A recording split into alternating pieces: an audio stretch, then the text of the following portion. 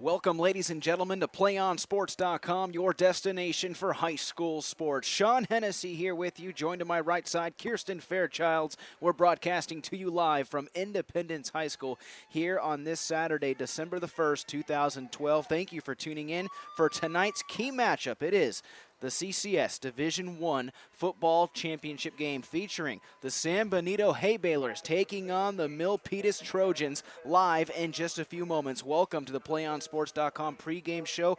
Kirsten, two different style teams we're going to see here today. Milpitas running that spread look, the Hay Balers of San Benito running that offset offensive style attack. Two different teams that we're going to see on the line tonight for the D1 championship. Sean, the San Benito Hay Balers, and you know the community, they want to be known as Hollister. The Hollister Hay Balers, they are such a scrappy team. They are just hard-nosed, in-your-mouth football, huge run game, lot of unbalanced sets we will see, and then kind of facing off against almost their polar opposite, although Milpitas certainly plays hard as well, but really a contrasting styles here. Coach Chris Cameron, the head coach for Hollister, he's a tough guy. His son's on the team. This is a tough team, and I really think that Milpitas will have their hands full. The Hay Balers would continue to come at him, but Milpitas, I'm so excited to see them play. Milpitas coming into this matchup with an overall record of 9-3. San Benito 7-5. We shall pause for our nation's national anthem. When we come back, the opening kickoff from Independence High School. You're listening in to the CCS Division I championship game live right here on PlayOnSports.com.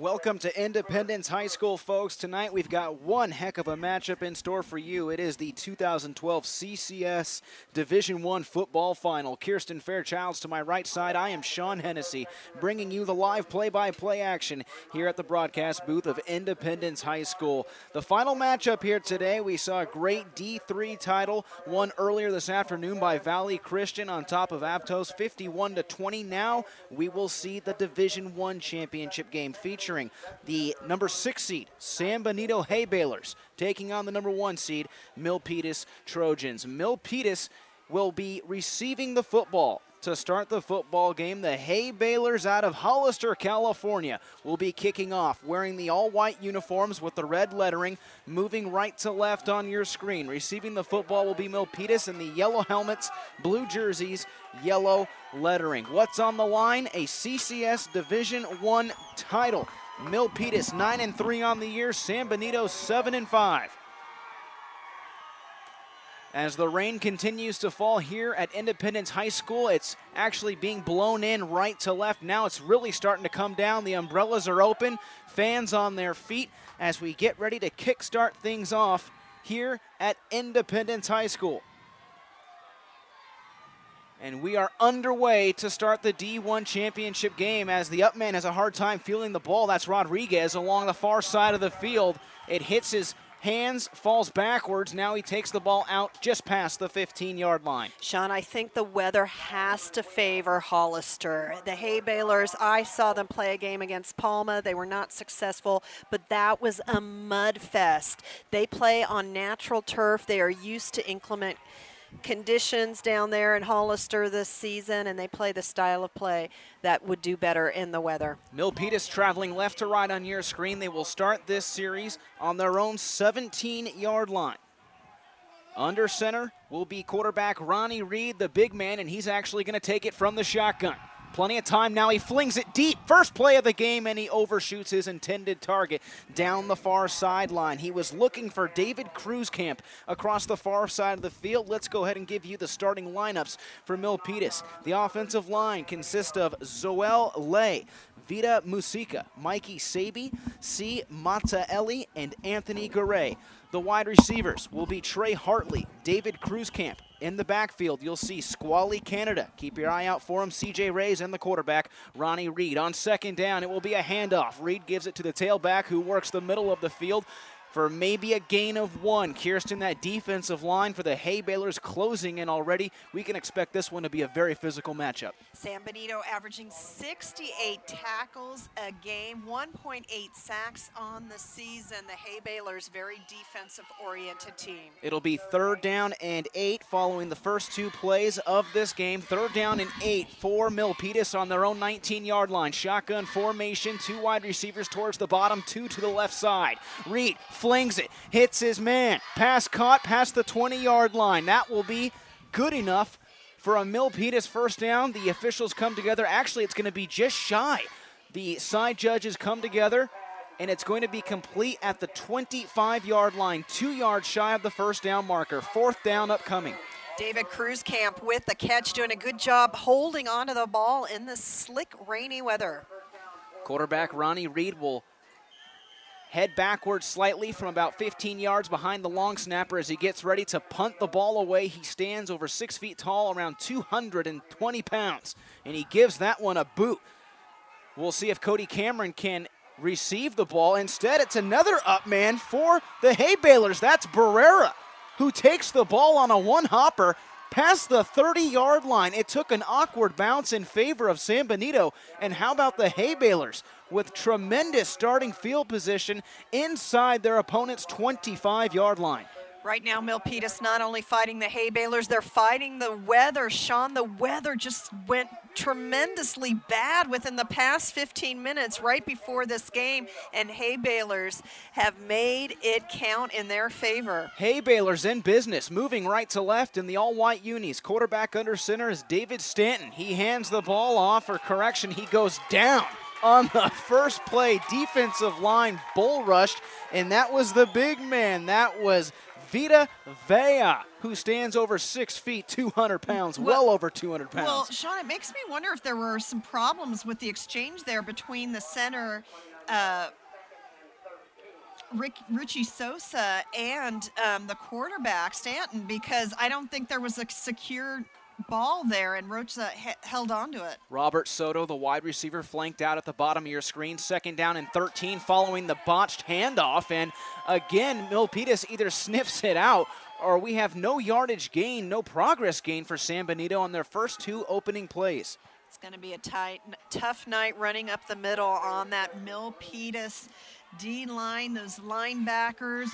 San Benito outsized up front on the trenches. Ben Cobb, Noah Brand, Orlando Vasquez, Nick Chicoing, Cameron Brand, and Justice Felice make up the offensive line for Hollister. It's 3rd down and 14. Shotgun formation this time for David Stanton. He has 2 wide receivers over towards the left. He also has a wingback lined up on the left side. Now he rushes near side. He will fling it, and that one is caught. That is Soto with the reception as he stays up on his feet and drags at least 3 blue jerseys down around the 15-yard line. That will go for a gain of close to 14 yards through the air, and that will be a Hay Baylor first down.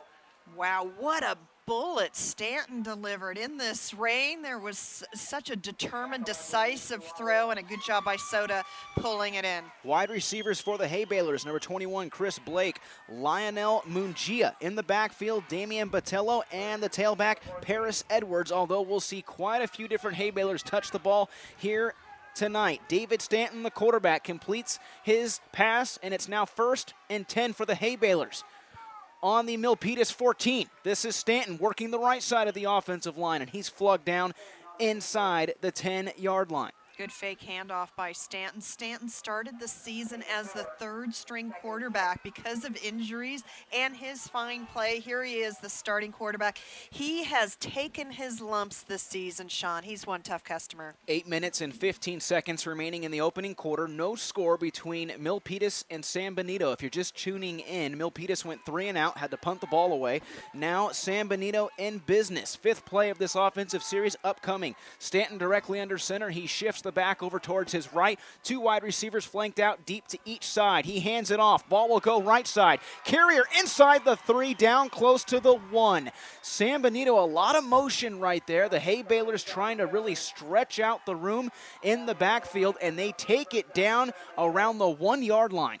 That was one of those unbalanced sets. We see great job blocking up front by the O-line of Hollister. And don't forget, the Hay Baylors started this drive on the Milpitas 25. Right now, they have the Trojans caught off guard. Trojans will really stack the box. They have a lot of beef up front.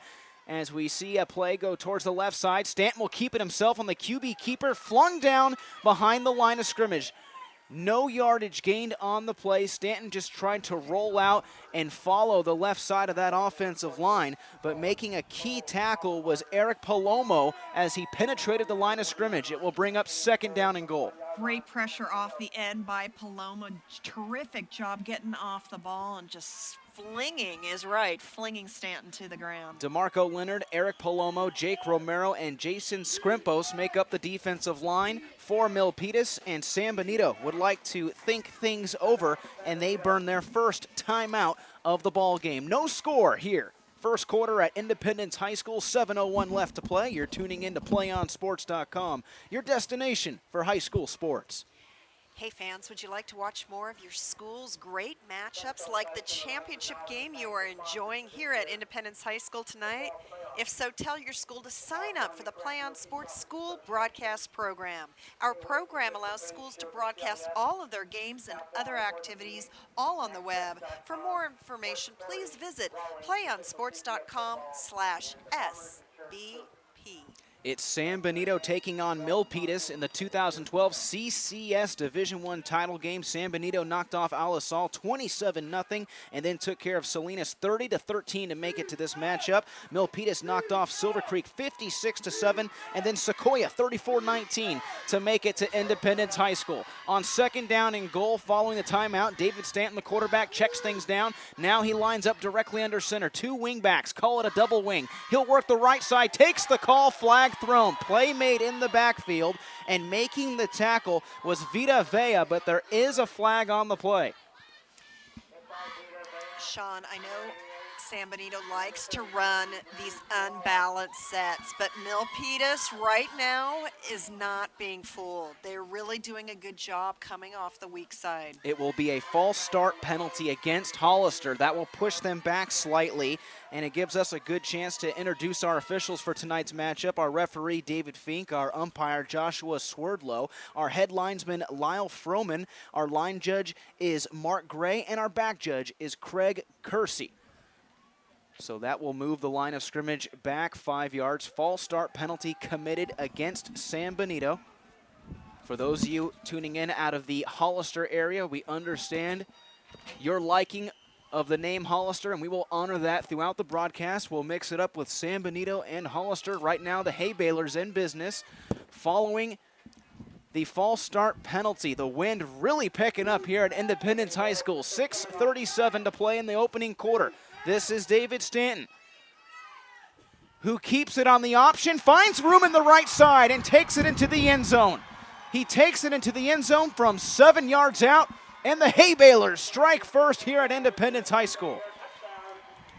I told you Stanton was a scrapper, and he delivers. Great patience, allowing the blocks to set up. He didn't push it when he saw the open hole. He darted through, and what do you know? The Hay Balers are on the scoreboard first. So the Hay Balers strike first. It'll go down as a 7-yard rushing score by the quarterback, David Stanton. He saw a hole along the right side of the offensive line and fell into the end zone. And now on to try the PAT is Josh Caines. The kick is up in the air, and it's good. 7-0 for San Benito. They drive 25 yards in 8 plays. They lead 7-0 here on PlayOnSports.com. Kirsten, a very impressive opening drive for San Benito, and you got to give credit to that special teams unit. They kind of kick-started this offensive series by watching the ball that was kicked off the punter's foot awkwardly, gave him great field position to work with. Sean, for our viewers located outside the San Francisco Bay Area, this region has been suffering from one storm after another. For our 3 o'clock game between Aptos and Valley Christian, the weather not so much a factor per se with a downpour of rain. However, it made the ball very slick and slippery, and Aptos really suffered. Milpitas goes to the air so much more now that it truly is looking like it's about to storm with the wind. The storm anticipated to come in tonight. Milpitas really has its work cut out from them. As we see, the Hay Balers can score on the ground. David Stanton with a 7-yard rushing touchdown for the Hay Balers as the ensuing kickoff goes out of bounds in the back of the end zone. Milpitas will start this next offensive series on their own 20-yard line, trailing 7-0 here in the first quarter, 6:28 remaining. Milpitas, what an up and down season they've had. It's been kind of a roller coaster line. Sean, they finished tied in a 3-way tie for second place in the De Anza division of the Santa Clara Valley Athletic League. They beat such great teams such as Palo Alto, but then they also faltered to lesser teams, if you will, although those teams, of course, still stand out. So it's been a bit of a roller coaster ride. Ronnie Reed in the shotgun. Option play. Gives it to the back who was lined up along the left side of Ronnie Reed's hip pocket. It'll go for a gain of about 4, maybe 5 yards on the ground. Milpitas running this spread. Option look. They will try to catch defenses off guard by spreading the field around. And right now lined up at the bottom of your screen is Trey Hartley, who is the leading receiver for the Trojans coming into this matchup, averaging about 60 yards per game. 2nd down and 4. Reed hands it off once again, and that's the big man. That's Vita Vea. Vita Vea sounds like a Latin phrase that means get out of the way. I tell you, 6 foot, 280 pound senior. Sean, you and I were standing next to him earlier. He's just a wall. He is a mountain. He is huge, folks. Stat sheet shows him at 6'5", 280 pounds. As Squally Canada tries to find some room along the near sideline, he looks for some blocking downfield from his wide receivers, but there is a holding call on the play immediately, and that one's signaled by our referee, David Fink. Squally Canada may just be one of the best names I've ever heard in my life. It's right up there next to Coco Crisp and any other cool athlete name you could think of. Squally Canada, one of those key playmakers for Milpitas, leading rusher coming into this game at 987 yards so far this season. Needs 13 yards to crack 1,000. What better way to do it in the Division I CCS championship game? Holding penalty against Milpitas, that will cost them 10 yards. Line of scrimmage move back to the 21-yard line. Milpitas traveling left to right on your screen. They line up in an I formation. Reed checks the play back. There are 2 fullbacks lined up for the Trojans on 1st and 20. This is Canada. Canada running right into the heart of that Hollister defense. And one of the first players coming up and making the tackle was Dominic Radia. Milpitas comes into this game averaging more than 36 points, but they've really not had much to show against this Hollister defense. The Hay Balers really are doing a great job stacking the box and taking away that big run up the middle from the big backs of Milpitas. Dominic Padilla correction on the last tackle. It brings up 2nd down and 16. Reed will pass, looks for the slant route, nearly intercepted. The defensive back who was lined up, that's Guillermo Regalado along the near side of your screen. He was actually covering the flanker, Trey Hartley, who was looking for the ball, but it was slightly thrown behind. It will bring up 3rd down. Boy, Milpitas got away with that. Looked like a certain pick, that ball thrown behind Hartley. And Reed's got a cannon, folks. I mentioned he stands in there at 6 feet 220. This kid can wing it. Lifts his left foot in the shotgun. 3 wideouts to his left. He looks left, fires, and that's incomplete. He had a man, Anthony Chu, the intended target, who came about 15 yards back to 12, the old curl route, but it fell well short, incomplete, brings up 4th down. You know, the line did a great job blocking for the quarterback on that play. He stays in to punt, and once again, the Hay Balers forcing the punt unit on from Milpitas. Reed will punt once again for Milpitas. He stands at his own 10-yard line. Cody Cameron at the 49, and that punt is away. A very low punt, high in terms of the overall distance in the air, but it did not take a Milpitas bounce, as once again, Kirsten, the Hay Balers will have phenomenal field position. They're going to start at the Trojan 48. That wind hung that ball in the air forever. You know, and I'm wondering if that's affecting his passing arm as well. When they warmed up, he was passing in the different direction. He was passing with the wind. But what about Hollister's I mean, that's the 2nd punt. That's almost the 2nd punt that's been blocked. They just are getting unblocked toward the punter. San Benito takes over, 1st and 10 from the Trojan 48-yard line, traveling right to left, 4:28 to play in the opening quarter, 1st and 10. As Stanton options the play towards the far side, he hands it off, and his ball carrier picks up about 14 yards. A great rush play. That one goes to Damian Botello. The fullback takes it right side for 14 on the ground. And a Milpitas player slow to get up, and looks like he's going to take a knee once again. So either a substitution's going to have to be made, but it's good to see him walking off of his own volition. Milpitas has 2 CCS football championship titles, one back in 2006, where it was a victory over Piedmont Hills in the large division. Yes, that's right, large division, 39-21. And then back in 2009, they captured a D1 title, taking care of San Benito, 28-10. In the meantime, Stanton takes it on a QB keeper far side. As he tippy-toes the far sideline and picks up big yardage, needed 10 on the fresh set of downs, and Kirsten, he takes it down to about the 12-yard line. What a season David Stanton has had. You know, he is a standout on the volleyball court as well as the basketball court, one of those multi-sport athletes that San Benito always seems to produce, and here he is having the best football season as well. Stanton organizes his offense quickly back to the line of scrimmage. Option play, he works the right side, but he actually hands it off to the tailback, who takes it straight ahead for a gain of a couple. Now inside the 10-yard line, actually down around the 4. Sean, Chris Cameron's in his 19th year as the head coach of the Hay Balers. He has such a tremendous coaching staff. His assistant coaches, there's so much loyalty to the program, and we're just seeing how well coached and disciplined this Hollister team is here on the early going. This option play is being run to great success. Offset formation once again on 2nd down and 2 inside the 5-yard line. Stanton gives it to the fullback, who works the middle of the formation. Milpitas' defensive line closes together to stop the play for minimal yardage. Taking the carry was the fullback, Botello, and it appears that he picked up enough for a first down. Down at the 1-yard line, it'll be 1st and goal for the Hay Balers.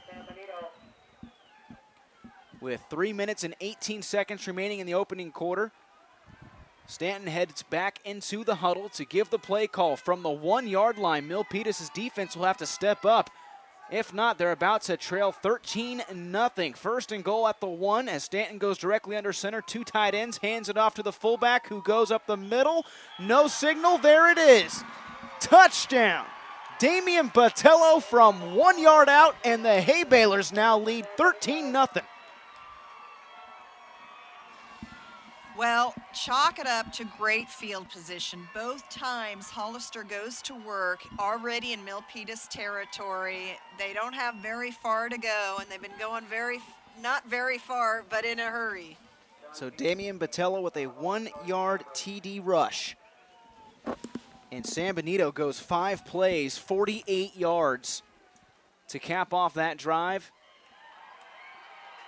As John Keynes boots the PAT directly through the uprights, it's now 14-0 in favor of San Benito with plenty of time left here in the opening quarter. 2:57 to go on PlayOnSports.com, your destination for high school sports. Play on Sports is now on Facebook and Twitter, giving you news and information as well as links to great highlights. Please follow us at Play on Sports on both Facebook and Twitter. You may also access thousands of live and on-demand games on YouTube at youtube.com/PlayOnNetwork. Keep up with all the high school action every week from your destination for high school sports, PlayOnSports.com. 14-0 in favor of the Hay Balers out of Hollister, California. They lead the Milpitas Trojans. Trojans the 1 seed, San Benito the 6 seed. So a little bit of a shocker so far here, Kirsten. Early on in the opening quarter, 14-0. They go 5 plays, 48 yards. It looked like a flawless run into the end zone. Yeah, Milpitas really struggling with the weather, struggling with their punt game. Nothing seems to be working too well thus far, but there's plenty of football left to play. Cans boots it deep. Here's the ensuing return. This will be Hartley. Trey Hartley thinks he has some room up the middle, nearly loses the football, but brings it back into his body as he's tackled around the 17-yard line. Sean, you know, San Benito kind of reminds me of Valley Christian, which claimed the D3 title earlier today. You know, they came in at 5-5. That's how they started off this bracket. They went 3-3 in the Gavilan division of the Monterey Bay League. They've taken their lumps, yet they are truly battle-tested, as any team that gets to this point of the season does. But you really have to admire with the confidence the Hay Balers are playing with right now. 1st and 10 from the 17-yard line. Handoff goes middle. Now the tailback opts to work the left side of the offensive line, but the Hay Baler defense stuffs it. They close the offensive line, and making one of the first hits was Ruben Rodriguez. It goes for a gain of 1. Yeah, the linebackers for San Benito, what ferocious athletes they are.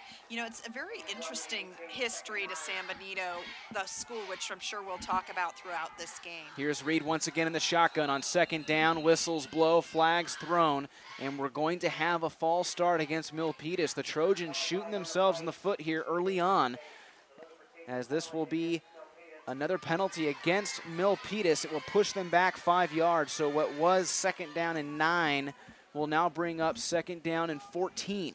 You know, there seems to be a little bit of break in the rain, Sean. The wind is still howling, but you'd like to see the Trojans look downfield. They have playmakers. They need to get them the ball in the open field. And one of those playmakers is Trey Hartley. He's lined up at the bottom of your screen. The man going in motion is Isaiah Moreno. Reed throws far sideline, looking in Moreno's direction, but he's tackled as the ball comes into his body, and it looks like it will be incomplete. Anthony Chu, the intended target. It'll bring up 3rd down. Boy, the Hay Balers fans have come to cheer tonight. The roar from the crowd, it looked like the receiver brought the ball in, but you can tell from the Hollister side of the field, he certainly did not. That was an incomplete pass. Anthony Chu and Isaiah Moreno, the receivers, flanked out towards the left side. Hartley is lined up towards the right, and accompanying him is David Cruzcamp. 4 total wide receivers on 3rd down. Short pass towards the middle, and the Hay Balers sniff it out. Absolutely nothing. Hollister staying home and keying in on that screenplay. It had absolutely nowhere to go, and that was Jose Perez making a key tackle. It's 4th down. How coached up is this Hay Baylor defense? How much film must have watched? They have sniffed out every play. And Kirsten, for the third time in this opening quarter, we're going to see the punter, Ronnie Reed, boot it from inside his own 10-yard line as the whistles blow. And we're going to have a timeout called by Milpitas. I think Milpitas had to call a timeout because they did not have enough players on the field. They were one man short. Maybe that's why Hollister is doing such a good job coming off the end on these punts. So now each team with 2 timeouts remaining here in the first half. 1:31 to play in the opening quarter, 14-0 in favor of the Hay Baylors. Hey, sports fans, would you like to watch more of your school's great matchups like this championship game you're enjoying here at Independence High School in San Jose tonight? Well, if so, please tell your school to sign up for the Play on Sports School Broadcast Program. Our program allows schools to broadcast all of their games as well as other extracurricular activities, all on the web. For more information, please visit us at playonsports.com/SBP. So it will be 4th down and 17 for Milpitas. The Hay Baylor's defense forcing another punt. This will be the 3rd punt of the first quarter for the Trojans. Reed standing in his own end zone. Gets this one away. Another short punt. It will bounce at the 37-yard line. This is Cameron, who takes a one-hop down to the 41. Kirsten, once again, the Hay Baylors, their defense sets them up because Reed can't punt that ball out. The wind is too strong. They're going to have another great starting field position at their opponent's 41-yard line. Boy, everything going the Hay Baylor's way. The point, sometimes when you pick a side to defend or you pick a side to kick off to, it doesn't really seem to matter. Sun's not an issue. It matters tonight. The Hay Baylor's benefiting here from going right to left. And the wind is traveling right to left. Milpitas has had to punt left to right so far in this first quarter as the ball carrier takes it towards the right side of the offensive line, and getting the call right there was Paris Edwards, who worked the right side of the offensive formation. That will go for a gain of close to 3 yards. It'll bring up 2nd down. This is the best, or I should say the second best starting field position of the night for San Benito. They started this on the 41-yard line. Their first series of the game started at the 25, their second at the 48, this at the 41, all on the side of Milpitas. 2nd down. This is Stanton dropping back. He'll fling it deep, and that's incomplete. He was looking down the field for Robert Soto, who was being covered one-on-one. Incomplete pass. It'll bring up 3rd down and 7. Soto with 1 catch already on the evening, and you saw that ball seem to lift up like the wind lofted it up and out of range. Hay Baylor still, they're playing downhill.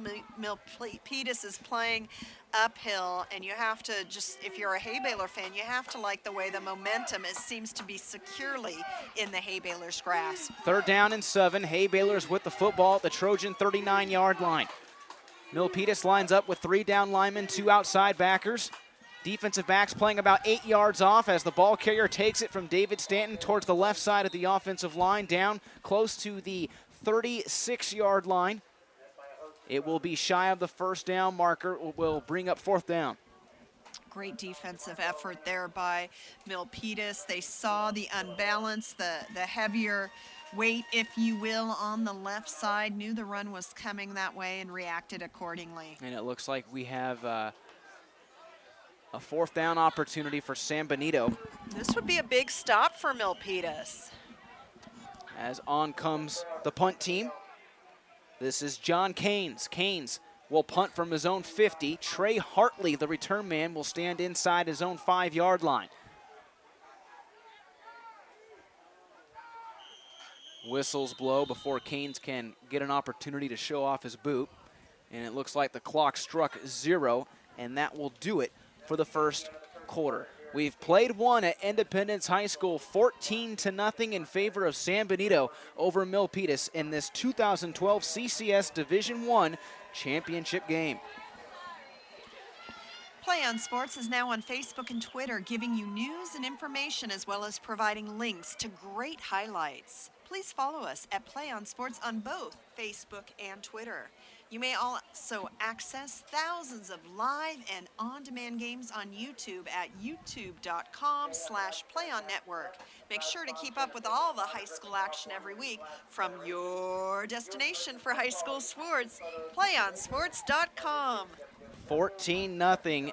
The number 6 seed, San Benito Hay Baylors, on top of the number 1 seed, Milpitas Trojans, here at Independence High School. Kirsten Fairchilds alongside me. I'm Sean Hennessy, broadcasting to you live from Independence High School. We'll switch sides now, so Milpitas will be traveling right to left on your screen. They are wearing the navy uniforms with the yellow lettering, yellow helmets. And the Hay Baylors out of Hollister, California, wearing the all-white uniforms, red helmets, red lettering. On 4th down, they will line up to punt the ball away as John Kane stands at the 50-yard line. And how great for Canes that he gets to punt into the wind here. As this goes off his foot awkwardly as it takes a Milpitas bounce.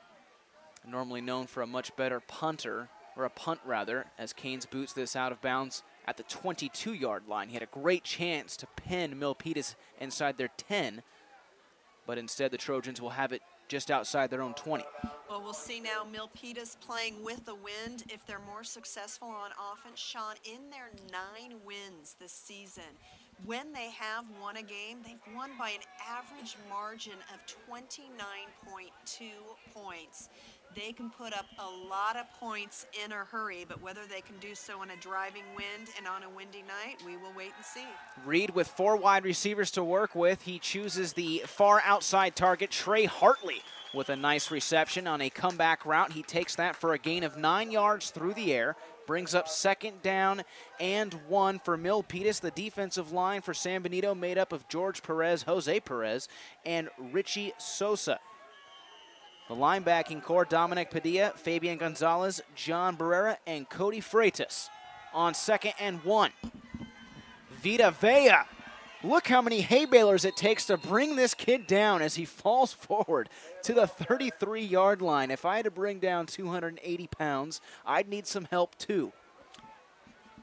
You just don't see high school backs with the size of Vita Vea too often. And frankly, you might not see it at the collegiate level as well. And, you know, I hope he has the opportunity to show what he's made of. He has 11 rushing touchdowns on the season. It's going to be fun to watch. From the 33-yard line, Reed fires near sideline, diving reception.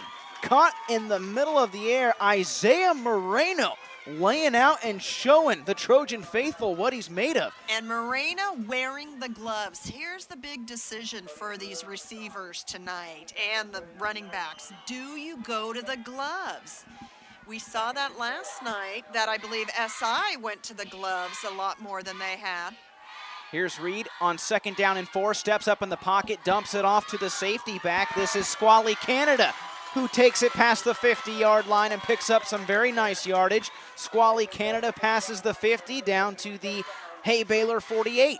Ronnie Reed, what great presence of mind to know where the line of scrimmage was, Sean. He was getting up on that in a hurry, but delivered the pass behind it, and here we get a 1st down. He had that safety valve, Squally Canada. Canada lined up towards the right side of Reed. Reed in the shotgun formation, trips over towards the right side. He looks right side. Now he's under pressure, throws it incomplete. Reed takes a hit as he releases the football, and chasing him down was Cody Freitas, providing the pressure from San Benito. Incomplete pass. And Reed has to hustle off with an equipment issue. And that's going to bring in the backup quarterback, because if your helmet, right, equipment issue, you have to sit out at least one play. And he's trying to get his long hair back into that helmet really quickly. And he wears one of those skull caps, if you will, to bring his hair tighter towards his body, and then he puts the helmet on. But in the meantime, it's John Keller who will replace him in at quarterback. Keller hands it off to Canada. Canada slips 2 tackles and takes it down to the 42. Keeps the legs a-churning and takes it down inside the 41-yard line. It will now bring up 3rd down and 3 for Milpitas, their best drive so far on the evening. Great second effort by Canada. Looked like he was stopped, as you said, keeps the legs a-churning. Reed has got the skull cap on, but they're going to let him sit out this play. In at quarterback, remains Keller. Keller now goes down. He stepped up in the pocket, which ended up being the ultimate mistake, as Jose Perez steps up and delivers the hit, and it brings up 4th down. Reed now comes on, but he's going to have to punt. Hey, San Benito averaging 1.8 sacks per game. They've got the one. Great play by Perez, making the sack. As the punt team comes out onto the field, you see Ronnie Reed signaling to his lineman on the punt opportunity. It's 4th down and 8. Reed will stand at his own 40. Takes the snap. Now he gives it a boot. This one much better, but it will bounce inside the 10 and out into the back of the end zone. Just nothing going in the favor of Milpitas so far. Well, but Reed's like, yes, see, folks, I can punt. I was punting into such a driving wind before. Now he's going to have to feel this, had to go for a higher punt to allow his team to get down and down it. And Perez, who made that sack a few moments ago, picks up his 4th sack on the year. This Hay Baylor defense just doing an astonishing job so far in this football game, folks, forcing Milpitas to punt the ball 4 straight series.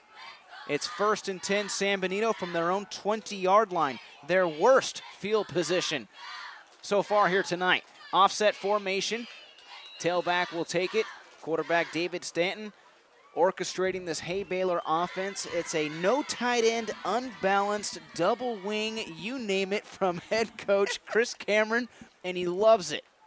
Well, and it's also running back by committee, and it's also receiver by committee. And top of all that, they switched a couple players' jerseys today as well. So if Milpitas scouting may have their hands full, the spotters up above us. 14-0 Hay Baylors with 8 minutes and 20 seconds remaining in the second quarter. Stanton and the Hay Baylors moving left to right. This will be a fullback dive towards the left side of the offensive formation. And the ball carrier is tackled by several blue jerseys, and taking the call was Damian Botello. He has 1 rushing score so far here tonight. It will bring up 3rd down and a long 7 for San Benito. 7 minutes and 53 seconds now remaining here in this second quarter. Double wing formation once again as Stanton fakes the handoff, setting up for the screen. He completes it to Botello, and Botello is flung down around the 26-yard line. A beautiful job by Milpitas staying home. Brandon Salua making a key tackle and forcing a 4th down. Well, Milpitas, much better effort here in the second quarter. Although they had to punt, we saw them do some good things on offense, and now they seem to have their defense dialed in.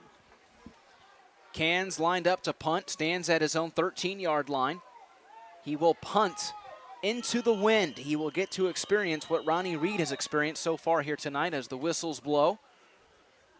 Timeout Milpitas, and Kirsten, once again, I think Milpitas was short a player as Trey Hartley, the return man, was counting the number of heads they had down on the field because they burned their second timeout. They had 12 men on the field, actually, Milpitas. So a good job by Hartley recognizing that and calling the timeout. Makes you wonder, it's very interesting at this point in the season. This is the second time that's happened.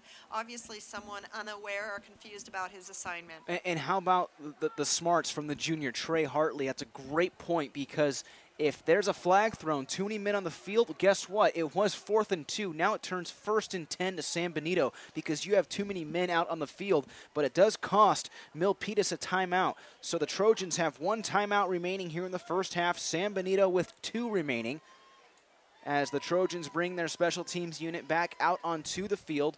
Trey Hartley, I mentioned, is 13 yards shy of eclipsing that 1,000-yard receiving mark here on the season. He will try to punt return this one as he stands at his own 35, nearly blocked, but Canes gets it away, and that ball just dies. It dies in midair as the rain and the wind hit that football. It goes out of bounds, and where will the officials mark it? Canes, I mentioned, finally gets to feel what Ronnie Reed has been feeling for that first quarter. He had to punt 3 times into the wind inside his own 10-yard line. And the pressure was coming. I mean, both these teams on punt return doing such a great job rushing the punter, or at least giving him plenty to keep his eye on. Trojans with the football. Best field position. Best field position on the night. They start at their own 48-yard line. Right hash mark, moving right to left on your screen. Reed looks to pass. A high lob throw out of bounds. That was the great play. That was the right play by Reed. Pressure was coming. Just throw it away. Hay Baylor's bringing everyone. Intended target was Ryan McKenzie. Incomplete pass stops the clock at 6 minutes, 49 seconds remaining in the second quarter. Hay Baylor's 14, Trojans nothing. Trojans have punted on all 4 of their previous offensive series. Second down and 10, shotgun formation. Canada on the left hip pocket of Ronnie Reed. 4 total wide receivers. Reed, under pressure again, gets rid of the ball, throws into double coverage, incomplete. He was under pressure from the get-go and just had to put enough arc on that ball to get it downfield, but he has to get rid of it quickly again as Cody Freitas delivers another pressure-like play. That well-worn adage that defense wins championships, and the Baylor's defense has come to win a championship here tonight. They have been so impressive no matter what Milpitas has thrown at them. Baylor's defense consists of multiple fronts. Right there you see 3 down linemen. They blitz the near side backer. This is Reed on 3rd down, throwing in the middle, tipped and intercepted. It's picked off by Cody Cameron. Hot potato, here you go. He's got a brigade down the near sideline, cuts it back in the middle, and he takes it in for 6. A 60-plus yard interception return for a touchdown. Cody Cameron. And Hollister, California is going crazy. The oldest son of head coach Chris Cameron, he had burners on his shoes. Did you see that, Sean? He was not going to be denied the end zone at any cost. So a 60-plus yard interception return for a touchdown. Cody Cameron took it along the near sideline, made a beautiful cut back towards the middle, and Milpitas doesn't know what hit him. It's 20-0 in favor of San Benito. Pick 6 by Cameron. The ball was tipped. It fell into the arms of free safety Cody Cameron as Canes puts the ball up. Still waiting for a signal. They're talking it over. And They're the officials waiting to signal.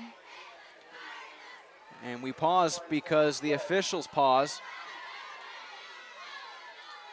And the rain is coming down here at Independence High School. There was a signal from our referee, David Fink. It was like the quickest signal ever. So the PAT is good. That puts the score at 21-0. The rain is coming down hard now here at Independence High School. A sea of umbrellas opens up in front of us along the Milpitas sideline. The rain is being blown in from right to left across the field. And that's why it looked like the officials had such a hard time basically, pinpointing that ball if it went in between the uprights. And if you look over at either one of the goalposts, those flags are really moving. It gives you a nice idea of how strong that wind is here at Independence High School. How about that? 21-0. The 6th seed showing up the 1 seed here in Division I final, and the wind knocks over the football. If it does it again, they'll need to bring over one of the Hay Baylors to hold the ball as the kicker boots it down the field. Well, you said it, Sean. Milpitas doesn't know what's hit them. 4 straight punts and a pick 6 for Milpitas to start this football game. Wow. The ensuing kickoff takes a couple hops from the 11. This appears to be Green. Green still up on his feet, makes some nice shifty moves out to the 22-yard line. Travion Green. And this Trojan sideline is silent. Sean, Milpitas has to go back to what's worked with them all season long, whether weather has been a factor or not. We have not had a lot of rain this fall. throughout the San Francisco Bay Area.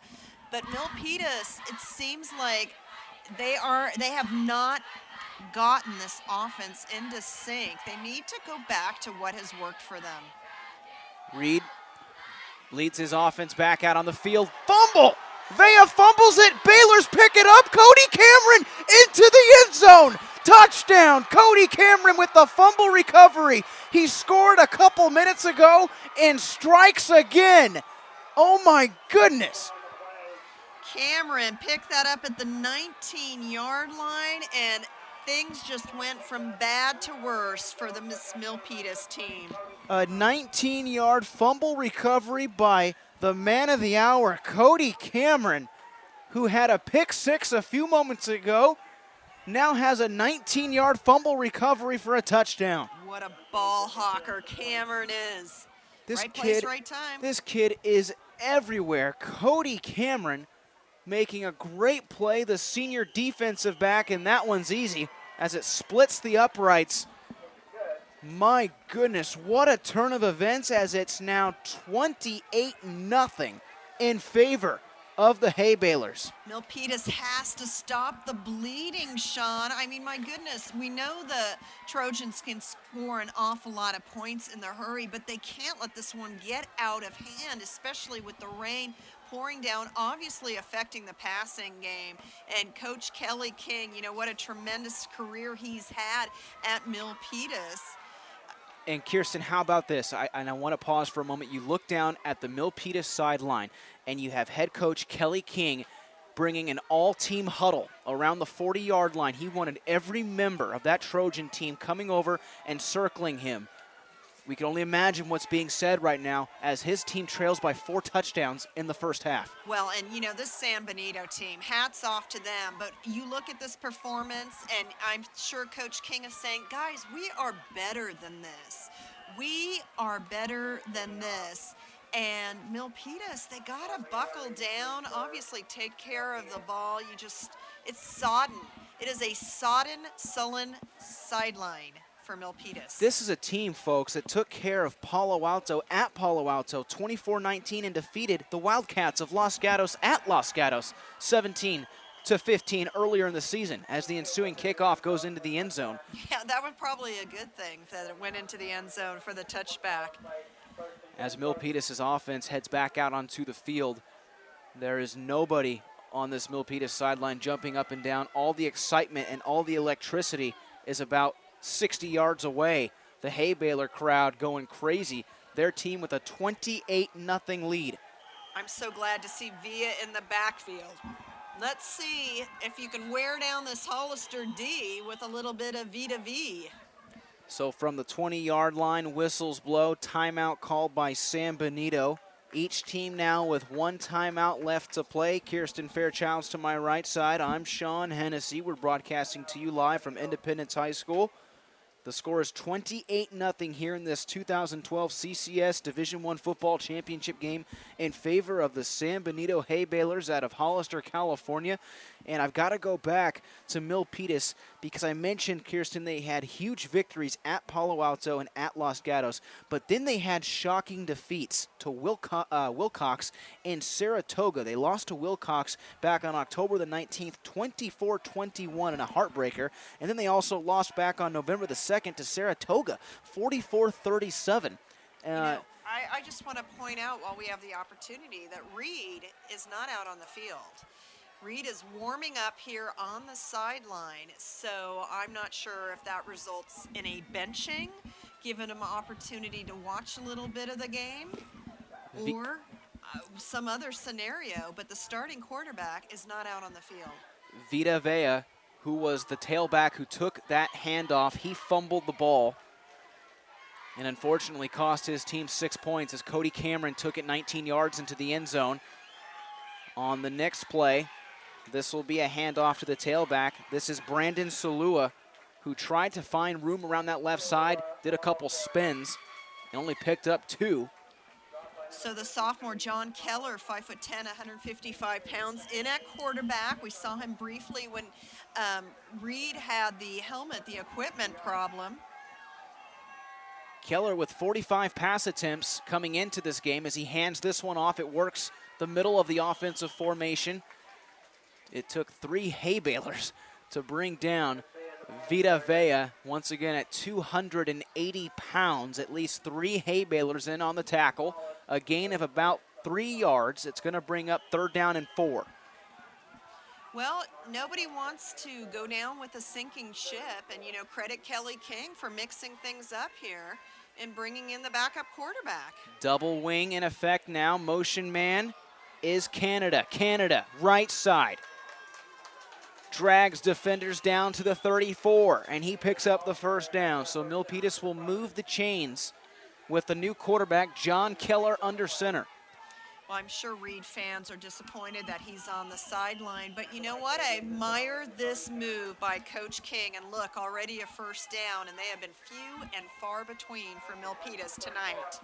Ronnie Reed, a junior, warming up on the near sideline, started this game, has an interception, returned for a touchdown, and his team trails here 28-0 as that play goes for maybe a foot. It'll be 2nd down and 9. Once again, new quarterback John Keller in for Milpitas. 4 minutes and 24 seconds left to play here in the 1st half. Not sure if the hay balers prepared for this, anticipating seeing this kind of offensive formation. Canada, the motion man. This is Vea. Vita Vea dragging players past the 40 as he's lined up directly behind Keller in that double wing. Milpitas probably watching some Bellarmine football, bringing that double wing look now out onto the field because it is night and day from what they normally run with Ronnie Reed. Reed is a spread shotgun style quarterback. Now we're seeing a totally different offense in this double wing with John Keller. 3rd down and 2. This is Canada, who takes the handoff, and he's upended, thrown down to the ground, and making the tackle was John Barrera. Barrera using his strength to pick up Canada and stop him 1 yard shy of the 1st down marker. Vita Vea wanting to go for it. Now Reed, is he going to be called in to punt? I think he will. Milpitas trails 28-0. Wow. 3 minutes and 17 seconds left in the 2nd quarter. They're going for it. Wow. From their own 43-yard line on 4th down and 1. This is Vea. And Vea gets the 1st down as he pushes the entire linebacking core back a good 5 yards out to the 49-yard line. You know, with these games, these CCS title games being broadcast, it allows, you know, the armchair quarterback not to have to wait till the next day. And I'm sure, as, you know, a lot of questions about perhaps Bellarmine's decisions last night, that was a huge risk by Coach King. Here's Vea once again driving in the heart of that hay baler defense, and you see at least 3 to maybe 5 white jerseys around Vita Vea, and that is kudos to head coach Chris Cameron, knowing that he basically telling his team, and it's a smash-mouth defense already as it is, but basically telling his team, look, it's not going to be one guy that takes this kid down. It's got to be at least 3. Vea. On 2nd down and 6, Squally Canada works the right, makes a shuffle step and falls down. It looked like he may have slipped. He had a lot of pressure coming at him. No gain. 3rd down. Well, there's no secret to this kind of formation, especially the way Milpitas is running it. We're not seeing any sweeps around the side. We don't see any pulling blockers. No. This is just straight ahead football, and, you know, credit Milpitas. This may just be their longest drive thus far of the night. 7 men in the box for the hay balers. Hand off to Vea, puts on a stiff arm. Big man rumbles and tumbles inside the 35-yard line. He even threw on a stiff arm, picking up the 1st down. Well, correction, Vea's going to go around the sweep on the left side. And again, you really have to credit Coach King on this, taking a risk, going with the backup quarterback here, totally changing the offensive game plan. 1:45 to play. The clock is rolling as the rusher works the left side of the offensive formation. You hear an exuberant ooh from the Milpitas sideline. Taking the carry was C.J. Reyes, who bowled over the defender. You know, I'm surprised we haven't seen C.J. carry that much tonight. He's a big part of this offense. Canada, right side in the double wing, gets hit once, and now he goes down. I've said it at least 3 times so far tonight, but at least 3 jerseys in on the tackle. The Hay Balers are swarming. The one thing about this offense and having Keller in, we have not seen Keller call his own number. Reed has 3 rushing touchdowns on the season. I think he might be a little better threat to carry. Canada in motion. Vea gets the carry, slips 2 tacklers, throws a 3rd one down to the turf and falls inside the 15-yard line. Hollister players tomorrow morning, that whether this game turns out in their favor or not, they will be talking about what it was like to try and have to bring Vea down. Whistles blow, 45 seconds stopped on the clock. And it looks like we may have a timeout on the field. No, there's an injured player down on the field. It's an injured Hay Baler, and that's Fabian Gonzalez, who took the brute force of the ball carrier, Vita Vea, 280 pounds, coming full speed at Fabian Gonzalez, who is assisted off by the training staff. Great to see him back up on his feet, heading towards the far sideline. That will stop the clock briefly at 45 seconds. There were no timeouts consumed, so as soon as Milpitas gets under center, that clock will roll. Eric Paloma encouraging Milpitas fans to make their voices heard. 13th play upcoming on this offensive drive for the Trojans. They trail 28-0, 45 seconds remaining in the second quarter. Trojans wearing the blue uniforms, traveling right to left on your screen, waiting for the signal from our referee, David Fink, and there it is. Now the clock rolls. This is John Keller, the new quarterback in. The shotgun this time, looking for the end zone. Hits his man, incomplete. It goes through the hands of Anthony Chu, straight up the middle. Chu had to look back for it, Kirsten, but it went through both hands. You know, Chu was up in the air, and I think that hurt his chances, but that definitely needed to be caught. I think Chu might have been surprised at how open he was. That looked way too easy from previous pass plays in the first quarter. Chu and McKenzie at the bottom of your screen. It will be shotgun once again. Salua is in at the tailback position. Whistles blow, and San Benito would like to use their 3rd and final timeout of the first half. Milpitas has 1 remaining. PlayOnSports.com is not only your destination for Friday and Saturday night football action, but it's also the place for the most comprehensive coverage of high school playoff and championship events in all sports from across the country. PlayOnSports.com, high school sports lives here. Wind really blowing hard here at Independence High School. The flags on the goalpost, if we could possibly get our camera to check out those flags on the goalpost, they are really moving here at Independence High School. We can feel the rain actually starting to come into the press box because the rain is traveling right to left on your screen. And those flags really moving around. You can see them actually traveling right to left. Gives you a better perspective of how the wind is blowing here at Independence High School. And right now it's the Hay Balers who have taken advantage of it. 2 big turnovers here tonight. An interception, pick 6 by Cody Cameron, and a fumble recovery of 19 yards returned to the house by Cody Cameron. What a great first half for the coach's eldest son. John Keller in at quarterback on 2nd down and 10 from the San Benito 16-yard line. Left hash mark, it will be the big man, Vita Vea, to his left hip pocket. Looks like David and Goliath in that backfield. As Vea takes the handoff, makes 2 real nice steps. The big man showing his agility, and he punches it into the end zone. Touchdown, Milpitas. A 16-yard rushing score by the 280-pound running back, Vita Vea. Vita Vea, and again, I did not have to take Latin in school, but I think it means get out of the way.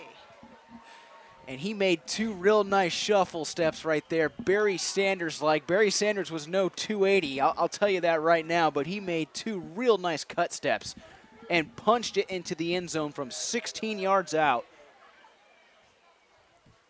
The ensuing PAT try by Jesus Gonzalez is good. And it's now 28-7.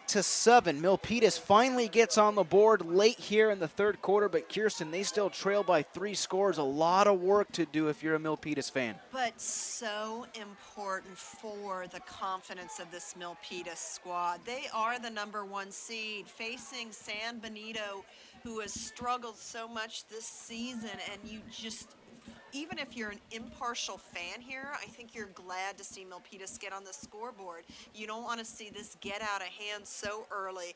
Credit Coach King again. He abandoned the sinking ship, if you will, here in this weathery condition, this stormy night. And, you know, you have to like the way Keller, the O-line, you know, it really worked out well for Milpitas. It took Milpitas 7 offensive series to put a point up on the board. They go 80 yards in 14 plays. It's capped off with a 16-yard rushing touchdown by the 280-pound Vita Vea. Milpitas lines up to kick the ball off. There's 27 seconds remaining. San Benito has no timeouts to work with.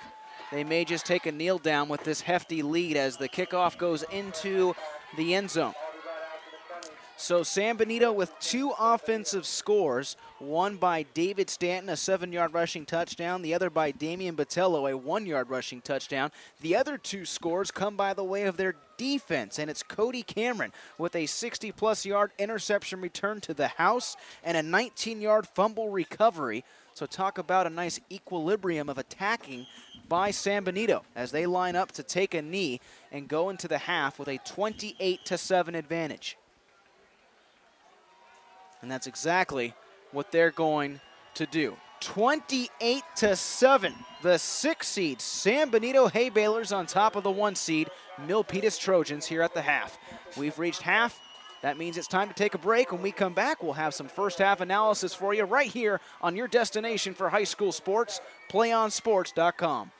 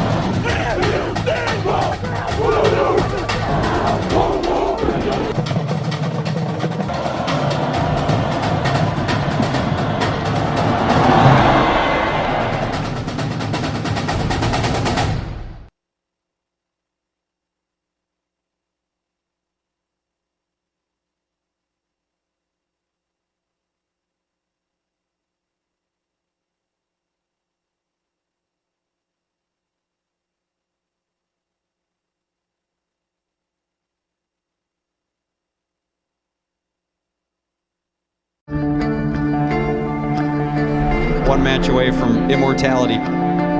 This is a total team effort. We're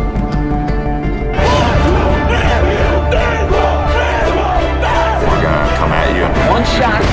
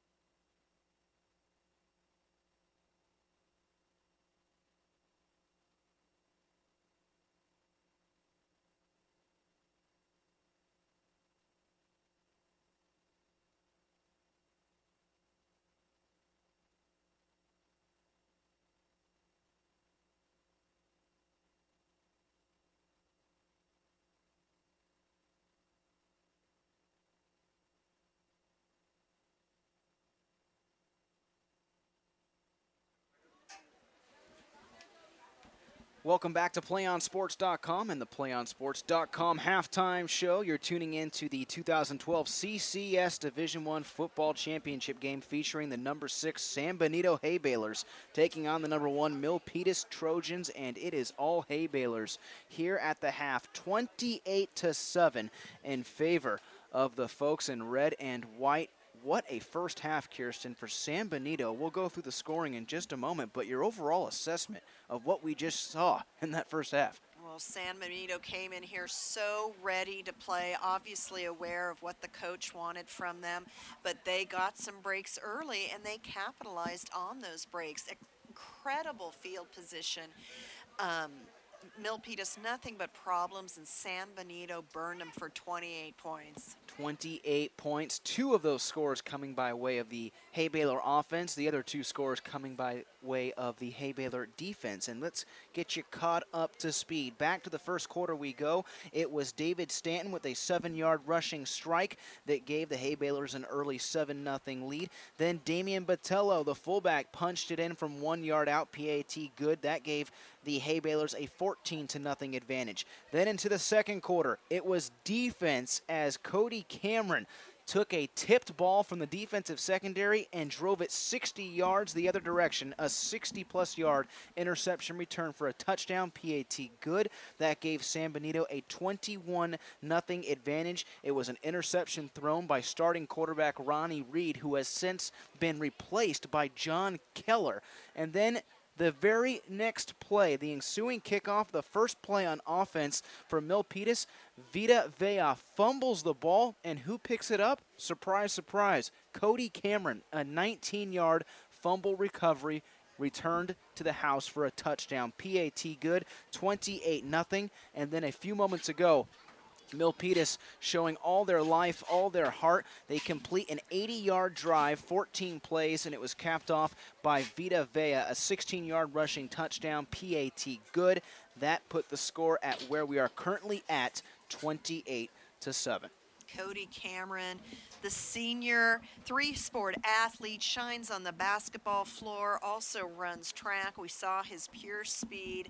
How fun must it be to be, if you're a Cameron family member, on the San Benito sideline? But you know what? I want to give credit to Coach Kelly King, making the change before this game even got more out of hand by bringing in his backup quarterback, changing the complete offensive scheme, and letting Vita Vea do what he does best, and that is mow people down and find the end zone. I mean, I've never seen a back, number 1, of his size at 6'4", 280 pounds. He'd be an impressive center. Oh, I mean, any offensive line, any high school offensive line coach would kill to have a player like that on their offensive line. Vita Vea at 6'5", 280 pounds. He has 1 rushing score here in the first half. He coughed up the ball 1 time, and his Milpitas Trojans trail the San Benito Hay Balers by a score of 28-7 here at the half. It is raining still here at Independence High School. Not only is it still raining fairly hard, but it's also really windy at this point. We didn't have that earlier on in the Division III matchup where Valley Christian defeated Aptos 51-20, but now, Kirsten, this 7 o'clock kickoff, the rain and the wind have really picked up, and that was a huge factor in favor of San Benito. Milpitas, back in that first quarter, had to punt 3 straight times by Ronnie Reed into the wind, and it gave San Benito extraordinary field position. Well, and Milpitas going for it on 4th down in that last drive and securing another fresh set of downs, which allowed them to march upfield. Sean, I'm so excited that it's my first spotting of the actual Hay Baler mascot, one of the best mascots around. When do you see a mascot in overalls? But the San Benito Hay Baler, going back to Milpitas, not the only team thwarted by the weather tonight. I understand over at St. Francis Los Gatos, the D2 matchup, that's 0-0 at the half. Also, Menlo Sacred Heart Prep, that one in Pacifica. Those are 2 potent, high-powered offenses, and Menlo leads 7-0 at the half. Everyone these high octane offenses with a lot of passing plays, a lot of them being grounded, if you will, tonight. Being grounded, a great analogy, as you know, every team here in the Central Coast section is having to battle the elements here tonight. The St. Francis Los Gatos football game being played over at Westmont High School in Campbell.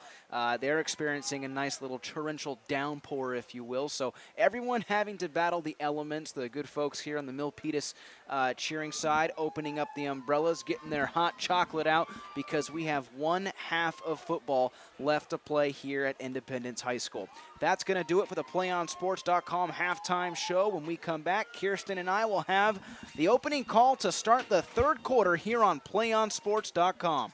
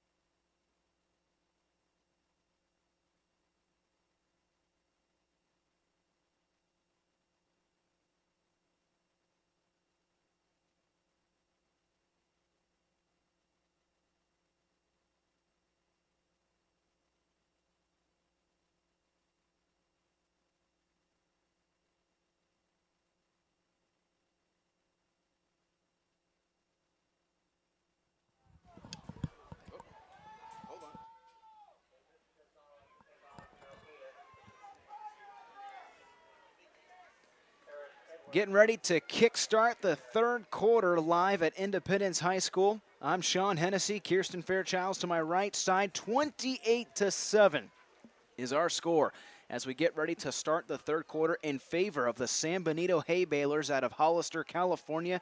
Milpitas committing two big turnovers in that first half. Both of them resulted in points for Hollister. It was a pick six and a fumble recovery, both by Cody Cameron, the man of the hour. He has at least 2 touchdowns tonight for Hollister, as it took a moment to add up the points, but it's 28-7 in favor of San Benito as we get ready to start the third quarter. Milpitas received the ball to start the football game, which means San Benito will be on offense first to start the second half. San Benito, the school established in 1875. Sean, they grabbed sectional titles back in 84, 85, 86, before the modern era, if you will. A school with so much history. San Benito with 5 CCS football titles, one in 1984, 85, 86, and most recently in 2000 and 2005. Their last CCS victory coming against Oak Grove, 27-21 in 2005. That was a large CCS division title. Those flags on the goalpost just streaming at 90-degree angle as Milpitas just kicking into the heart of the wind. Gonzalez will boot it away, a low pooch kick that will be taken at the 10-yard line. San Benito taking it from the 10 out to about the 23-yard line. And I actually thought we might have seen an onside kick in that situation, Sean. the atmosphere and the mood felt like it It did. as Gonzalez booted that one away. Milpitas known for the ability to go to the razzle-dazzle, the razzmatazz. Perhaps just not the weather for it tonight. So from the 28-yard line, San Benito will start the second half. They lead 28-7, moving right to left on your screen. This is Stanton under center, hands it off to the fullback along the right side. Instead, he keeps it and coughs it up. That's a fumble. It's a fumble. That was Jason Scrimpo, 65, who made the tackle and jarred that ball loose. First play of the second half, it's a turnover, and Milpitas takes over. Sean, as I mentioned off air, San Benito's playing so well. You wonder if Milpitas can make up the deficit. Milpitas was going to need to get lucky. They were going to need to get some breaks. They just got one. And that's exactly what the doctor ordered for Milpitas High School. First play to start the second half, and quarterback David Stanton coughs it up. First turnover of the night committed by San Benito, and Milpitas takes over. They'll get the ball on the Hay Baler 26. This is Vea breaking away, using that right arm into the end zone. Touchdown! A 26-yard strike by the 280-pounder. Vita, get out of my way. 13th touchdown on the season. You know, we're behind the Milpitas fans, Sean, and we heard them being chastised that some of them left at halftime. Here they are, making it a 2-score game. One play, just one play for 26 yards. PAT is good, and we've got a ball game. It's 28-14. Milpitas has woken up here at Independence High School. Kirsten, what a turn of events. San Benito gets the ball. If you're just tuning in from the break, we just started the second half here at Independence High School. First play to start the third quarter. Quarterback Drew Stanton fumbles the ball as he's tackled by Jason Scrimpo. Scrimpo jars the ball loose. Milpitas recovers. They get the ball on the 26-yard line, and then they give it to the 280-pound tailback, Vita Vea, who uses a stiff arm and takes it 26 yards to the house. It's now a 28-14 game. Unbelievable. Unbelievable. Tale of two halves thus far. Milpitas went in the locker room, a little boost after engineering that long drive. San Benito, I'm sure, wants to right the ship quickly and not get this Milpitas crowd even more fired up. It's a 2-touchdown ball game, and the Trojan sideline has erupted to start the second half. This is the up man, Soto, across the far sideline, getting some nice yardage and some great blocking downfield as he goes out of bounds at the Hay Baylor 41. Vea, worth all the hype and more. I tell you what, that kid can deliver. Vita Vea picks up his 13th rushing touchdown on the year. That was his second score in the ball game. Picks up his 13th touchdown on the season. 1st and 10 Hay Baylors at their own 41-yard line. Wing back look, it will be a pitch to the near side. Tailback takes it at the 40 and is smothered. Nowhere to go. Making the tackle down on the field was Vita Musica coming in with the hard hit. And our Milpitas Trojan mascot here waving the flag. This Milpitas team is so emotional. It can get down on itself. It can get the crowd fired up, really feed off the enthusiasm as fuel. Milpitas is fired up here at the start of the second half. It continues to rain right to left. Wind in full effect on 2nd down and 10. Flag blows. Or flag thrown rather, as the ball carrier takes it up the middle, and that goes for a short gain. Paris Edwards, the ball carrier. There is a flag, and we're going to have an illegal motion or an illegal shift. It will go against San Benito. Everything going wrong for San Benito to start this third quarter. Well, and the Hay Baylors just have to keep their composure here. They're still up by 2. They played so well in the first half.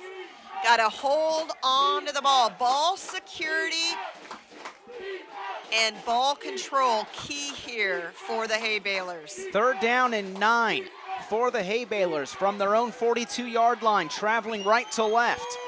Wearing those all-white uniforms with the red lettering. They'll bring 2 wide receivers over towards the right side, 1 down at the bottom of your screen. It's a pistol formation for David Stanton. Steps up, and he's going to go down. No, he eludes one tackler. Still up, now he's sacked. It's a triple team effect from Milpitas.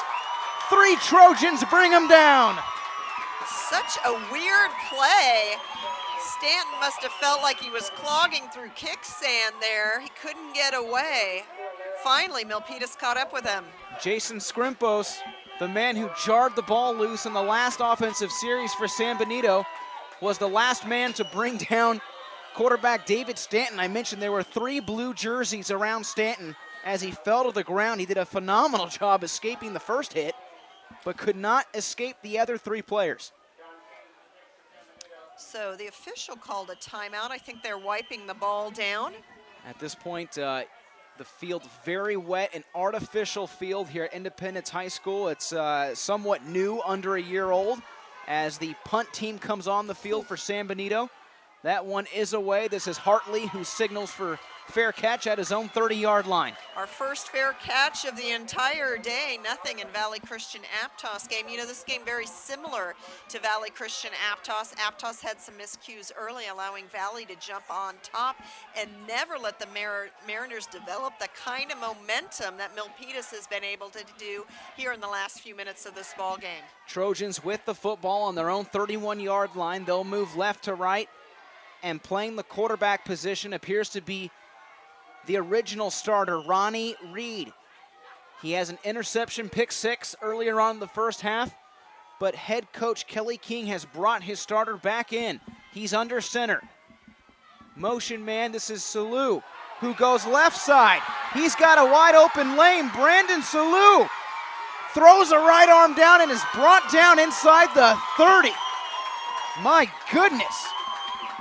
Hollister coach Chris Cameron said he's going to throw everything in the kitchen sink at this Milpitas defense. Well, I think Kelly King has taken a page to do the same, brings Reed in, but instead of spreading out the offense, continues with that double wing, that wing T formation. It pays off with some excellent running. Brandon Salua picking up some big yardage in that previous play. First man to greet him was his wide receiver, Trey Hartley, as the next play is a rush that works the right side of the offensive line for the Trojans. They line up in that double wing look, and taking the ball on that last play was C.J. Reyes for a gain of 4. 2nd down.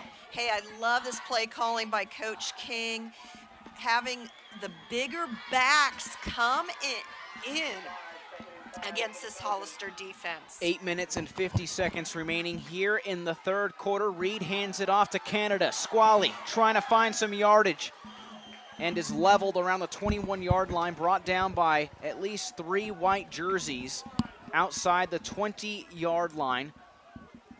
And giving credit on the play for the tackle was Brian Noble, linebacker of San Benito, who will catch a breather as he heads back across the field to the San Benito sideline. This drive started for Milpitas on their own 31.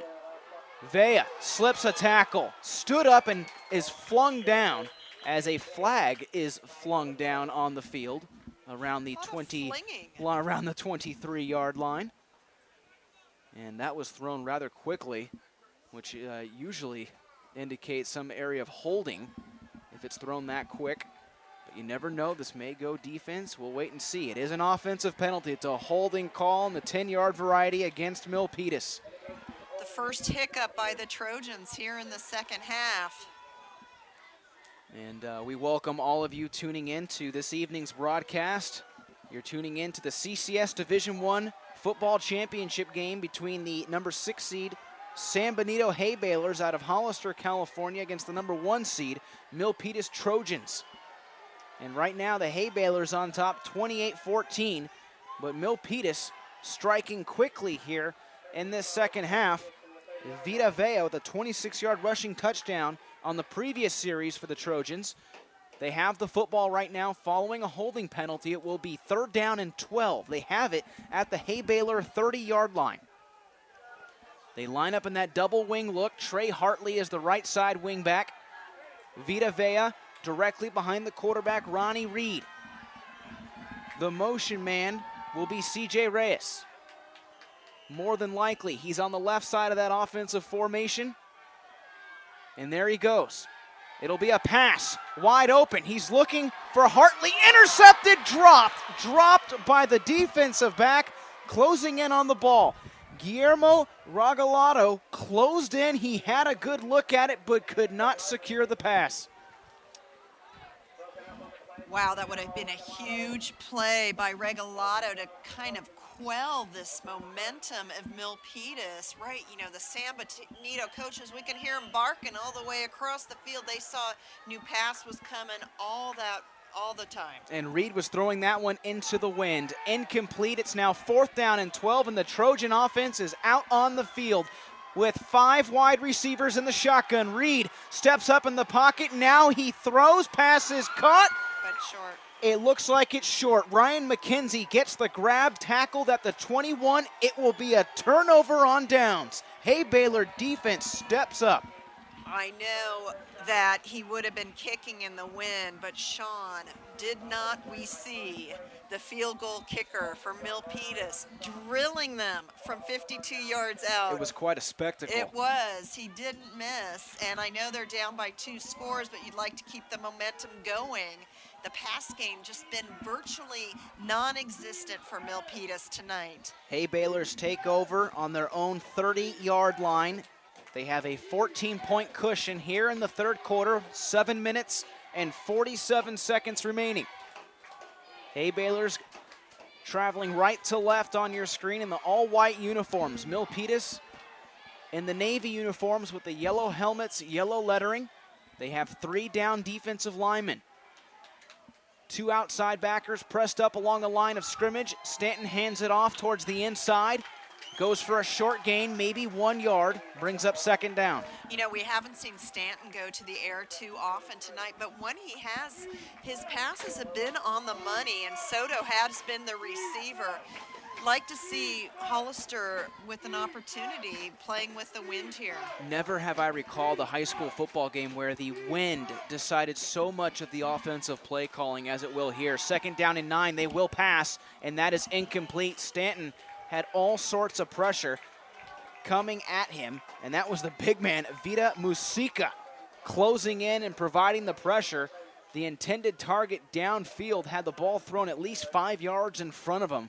Incomplete pass brings up 3rd down and 9. Hay Baler's offense really struggling here in the second half. Robert Soto, the wide receiver, down at the bottom of your screen. Standing next to him is Cody Freitas in a Twins look. This is 3rd down and 9. Stanton delivers, nobody home. He was looking for Soto on the wide receiver comeback route, but it was underthrown. 4th down. Good blitzing by the Trojans, and again, Stanton with not a lot of time. So 4th down and 9. San Benito will bring on the punt team. John Caines stands inside his own 10 at the 6-yard line. He will have the wind with him, so we'll see if he can get a good punt away. Back deep to return it is Trey Hartley. He stands at his own 40. Punt is away, and he'll field it at his own 40. Slips one tackle, gets a nice block, no flags, crosses the 15, heads out of bounds along the near sideline as he's tattooed by 3 San Benito players. Izzy Lovato in on that play for Hollister, but Hartley, what a dynamic return man. You expect big things from him, weather conditions permitting. A great return for Milpitas as the ball is taken out to the San Benito 45-yard line. A return of 15 yards for Trey Hartley. Milpitas in business in Hay Baylor territory from the 45, and you see the officials wiping down the football, and the flag is waved off.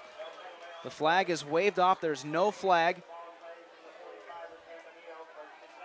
Well, I was wondering when it was thrown if it was potentially a late hit. That wasn't the case from our viewpoint.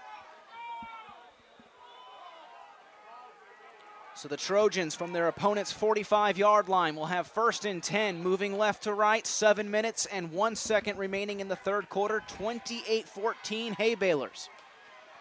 And Reed looks like he's in the shotgun formation. As he stands 6 yards behind the center, 2 backs in front of him, hands it off to Vea. Vea driving the entire Hay Baylor defense down to the 36-yard line. Some of the hardest 8 yards I've ever seen. I'm nearly speechless, Sean. I mean, what a sight.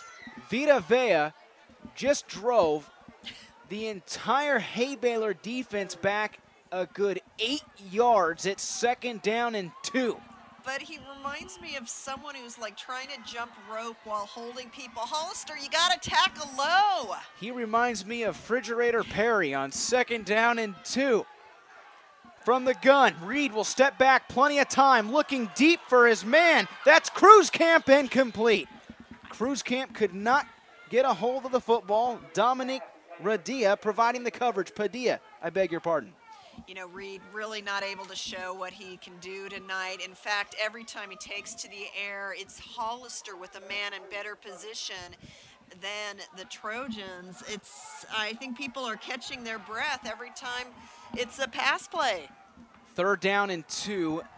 Vea alongside the quarterback, Ronnie Reed. He's on the right side of Reed's hip pocket. 2 wide receivers, 1 to each side. 2 backs in front of Reed. Vea gets the call and gets the 1st down. One-on-one tackle, and he throws the defender off like a slinky. Still alive at the 30-yard line. It takes the entire defense to bring him down. Vea throws him off like a bad habit, Sean, like a little dust on the shoulder. Just an amazing performance. I mean, you could just come up with appropriate nicknames all day long for Veda. And that Hay Baylor defense now starting to look a little tired, trying to bring down the 6'5", 280-pound Vita Vea, who is still in at tailback on 1st and 10 from the Hay Baylor 30. Reed slings it far sideline. The pass is caught. That's Hartley, and he catches it for a gain close to 6 yards through the air. Brings up 2nd down on the completed pass. Milpitas, you know, chewing up the clock here too, Sean, on these drives. And, you know, that keeps the Hay Baylors from not only scoring, but also, you know, regaining any sense of momentum or chemistry on their offense. Milpitas with 2 unanswered scores. Can they make it 3 on 2nd down and 5? Reed gives it to the option back. This time it's C.J. Reyes who takes the call and falls forward down to the 21-yard line. Count that for a gain of 3 yards. It'll bring up 3rd down and 2. Vea averages 12.37 yards per carry as the wind now coming into our press box. Got to batten down the hatches here. The wind really picking up now. Those flags on the goalpost just streaming from right to left as the ball carrier takes it inside the 20-yard line. And that will be a first down for Milpitas as the chains will move. Sean, what's so interesting is we have the Milpitas fans in front of us. They're not holding their umbrellas straight over their head. They're holding them to the right of them, which means the rain is really in Milpitas' face at this point. They're doing a great job moving the ball in such inclement conditions. From the 19-yard line, 1st and 10, Anthony Chu, the wide receiver at the bottom of your screen. This will be a handoff to Canada. Canada slips one tackle, does a jump and a hop down to the 17-yard line. Count that for a gain of 3. It's really interesting that Reed is receiving the ball from the shotgun position. That's not something we saw when the backup quarterback was more under center. Perhaps he's more comfortable receiving the ball out of the shotgun, but with such a wet, slippery ball, you're wondering maybe why he doesn't line up under center. 2nd down and 9. Vea checks back in, but he moved. He actually fell. He was leaning forward. He saw the right side of his offensive line get off the ball, and this will be a false start against Milpitas. No, they're going to say encroachment. It was encroachment on the defense. That's a 5-yard penalty against the Hay Balers. And that's a mistake the Hay Balers didn't need to give in this situation. Again, Hay Balers shooting themselves in the foot a bit here in the second half. Sean, that's a huge penalty at this time. Keep your eye on Vea on 2nd down and 4. He's on the right hip pocket of quarterback Ronnie Reed. Reed will pass. Looks towards the right, hits Vea on a screen play as Vea takes it down inside the 10-yard line. And that's a first down.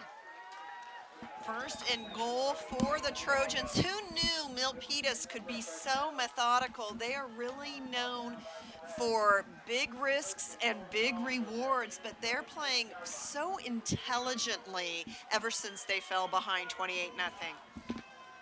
1st and goal for the Trojans at the 8-yard line.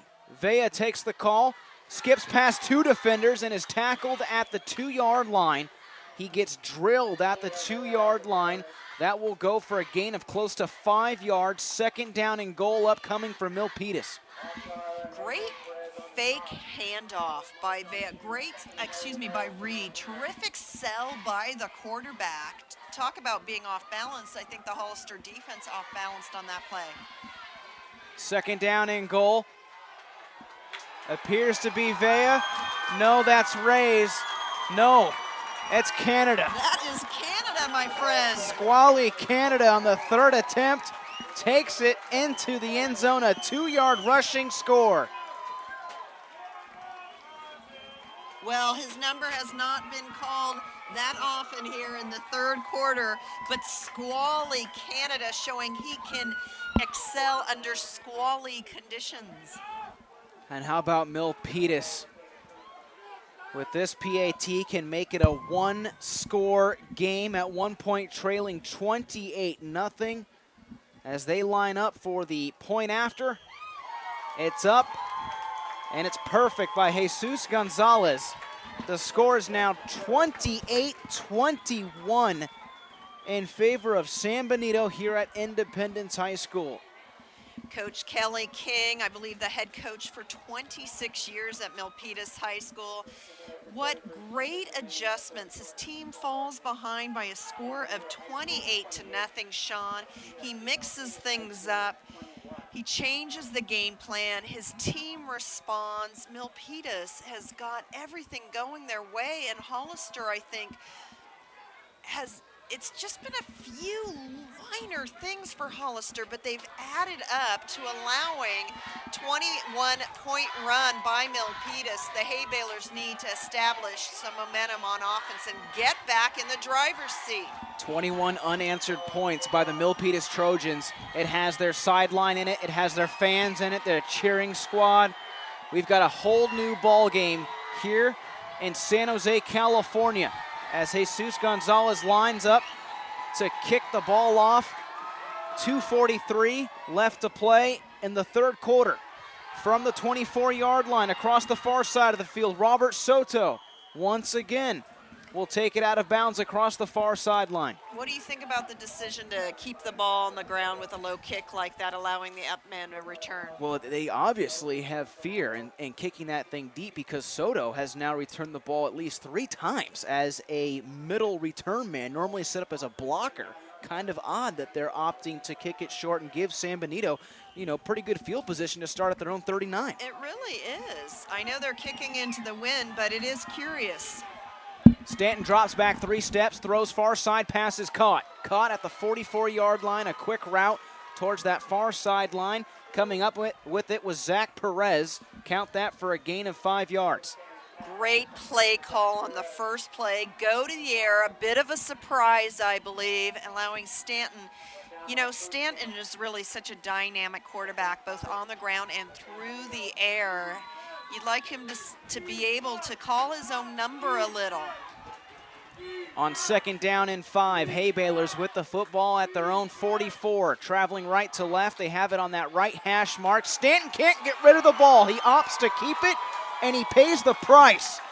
Bringing him down with a sack is Jason Scrimpos, having himself a ball game.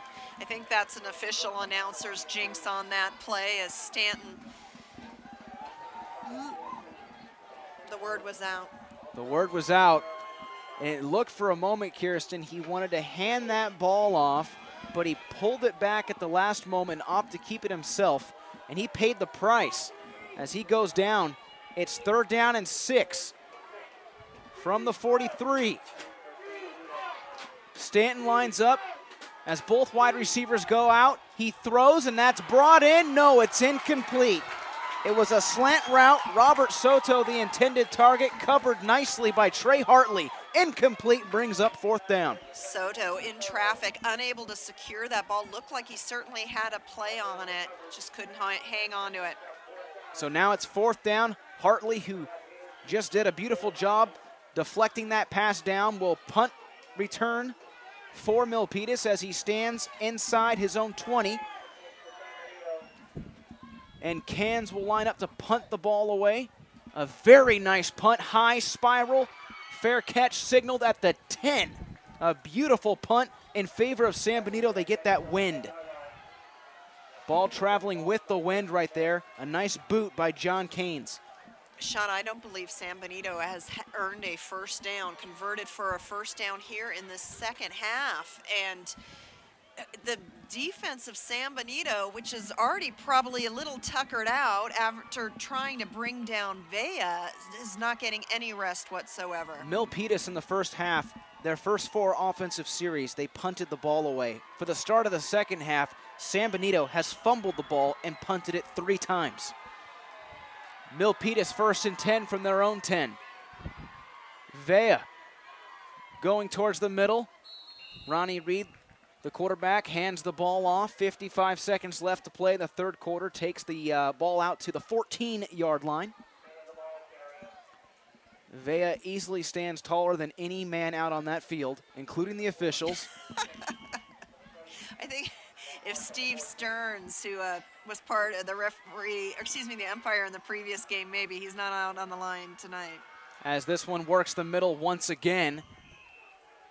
Appears to be Squally Canada who took the call, and indeed it was, as he takes it out to about the 17-yard line. Now it's going to bring up 3rd down and 2. Vea remains out on the field. He's lined up or positioned at the moment in the backfield to take the handoff.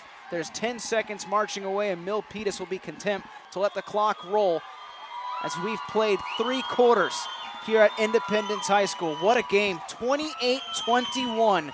San Benito, 21 unanswered points by Milpitas as we have 1 quarter left to play to decide the 2012 CCS Division I champion here on PlayOnSports.com. Hey folks, stay tuned for the PlayOnSports.com post-game show where Sean and I will select our player of the game from the winning team, as well as wrap up all the action from this championship ball game. That's all coming up following the game on your destination for high school sports, PlayOnSports.com. To the fourth quarter we go here at Independence High School on this December the 1st, 2012. Thank you so much for tuning in to this evening's webcast. I'm Sean Hennessy. To my right side, Kirsten Fairchild. Brad Youngquist, our producer, my camera operator, doing a great job up top as always. Mr. Joey Colbert, we're here at Independence High School bringing you live football action in the Central Coast section.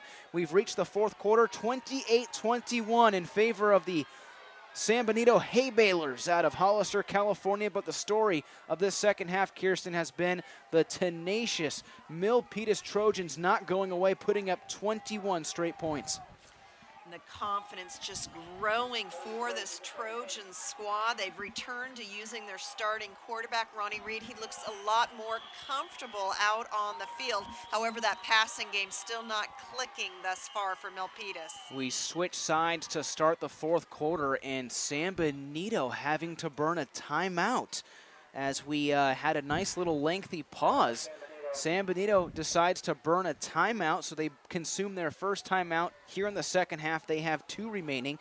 Milpitas with all 3 timeouts. We'll stay live with you here, folks, on PlayOnSports.com. The ball is placed on the 17-yard line. Milpitas switches sides now. They're traveling right to left on your screen. San Benito left to right on defense as we get ready to start the fourth quarter here at Independence High School. The wind is still in full effect. The rain coming down once again, traveling right to left on your screen.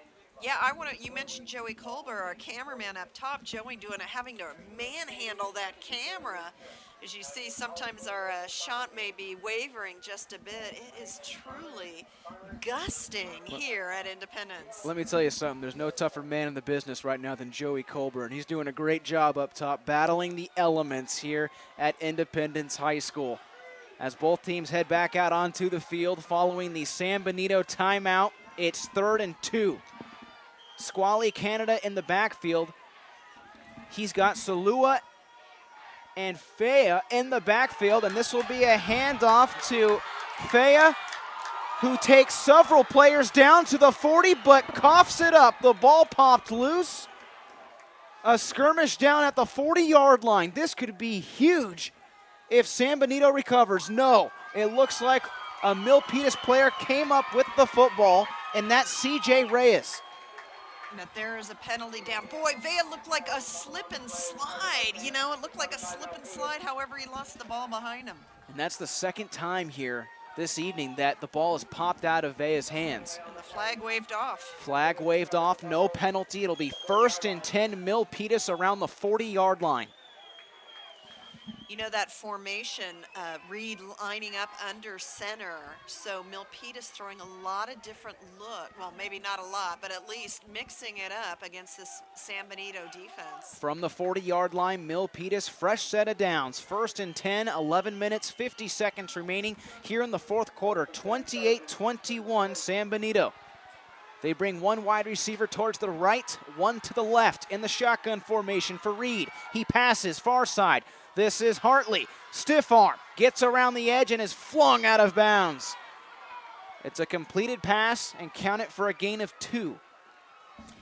You know, San Benito playing for so much pride. Really the only representative out of the Gabalon division of the Monterey Bay League. Palma won that. San Benito finished in 4th place. Milpitas tied for in a 3-way tie for 2nd place with Wilcox and Los Gatos. Los Gatos in action tonight. The league champion Palo Alto lost in the open division. So really from the south part of the section, San Benito is the lone representative. 2nd down and 8. Here comes the pressure from San Benito. Taking the handoff, Vita Vea, who moves the entire defense down to the 45. He's a bulldozer. A fresh set of downs for Milpitas as the Trojan faithful go crazy. Sean, Vita Vea is hard to stop when he's coming at you, but when he gets past you and you have to give chase and try to pull him down, he pulls you. He's like running with the sled. He's like running with a forklift at 280 pounds. 1st and 10 from the San Benito 45-yard line. Defense shows blitz. Vea gets it once again, but he's tied up. Too many bodies in front of him. Heck, the kid could go through a building as he takes it out to the 44-yard line.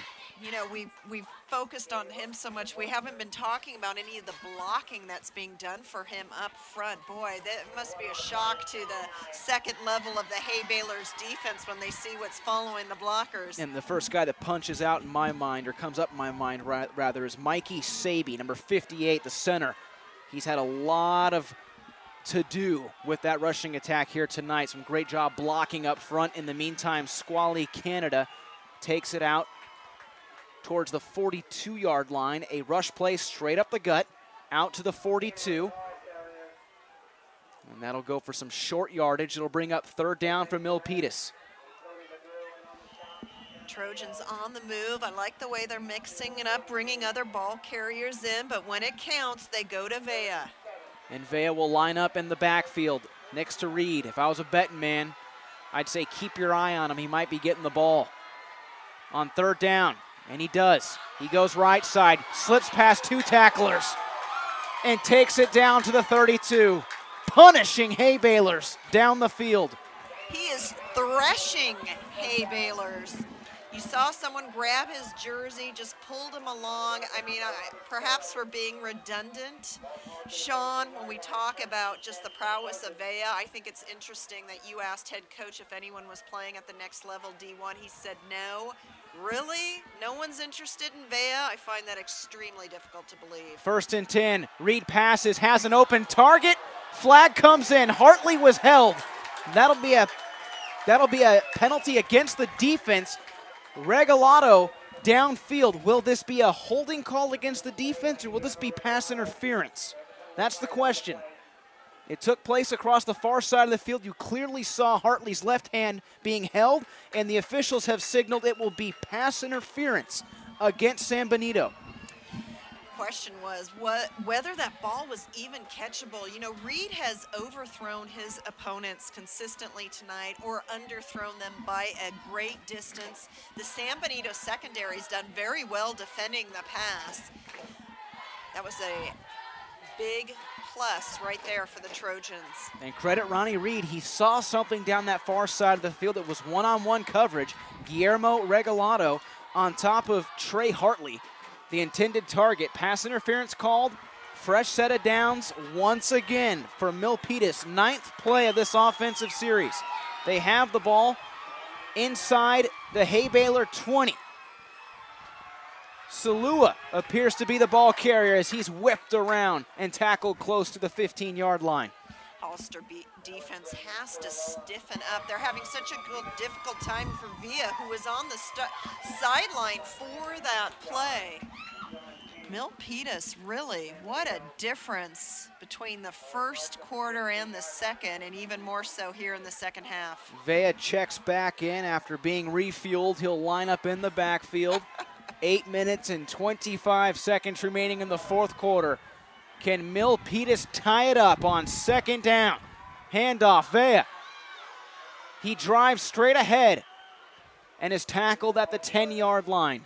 Big hole for Vea. He's a big guy. He doesn't need that big of a hole, but great blocking up front by the Trojans.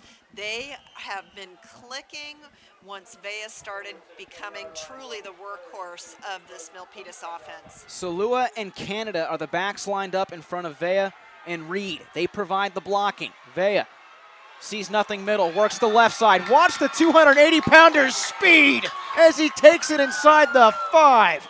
1st and goal, Milpitas. Sean, I have no idea if I'm correct, but I feel like that's Vea's favorite run. He does such a great job getting to the outside. You wonder about the lateral pursuit of the Hay Baylors, but Vea continues to strike gold when he heads toward the outside. Outside corner on that play. Just felt an absolute earthquake strike him. It's 1st and goal, Milpitas. Vea straight ahead. No, this is going to be another back for Milpitas, who ties it up. It's Brandon Salua. Brandon Salua strikes from 2 yards out. A chance to tie it here for Milpitas. Those fans that left at halftime, we hope you're watching us here on PlayOnSports.com. You're missing a good one. Brandon Salua with a 2-yard rushing score.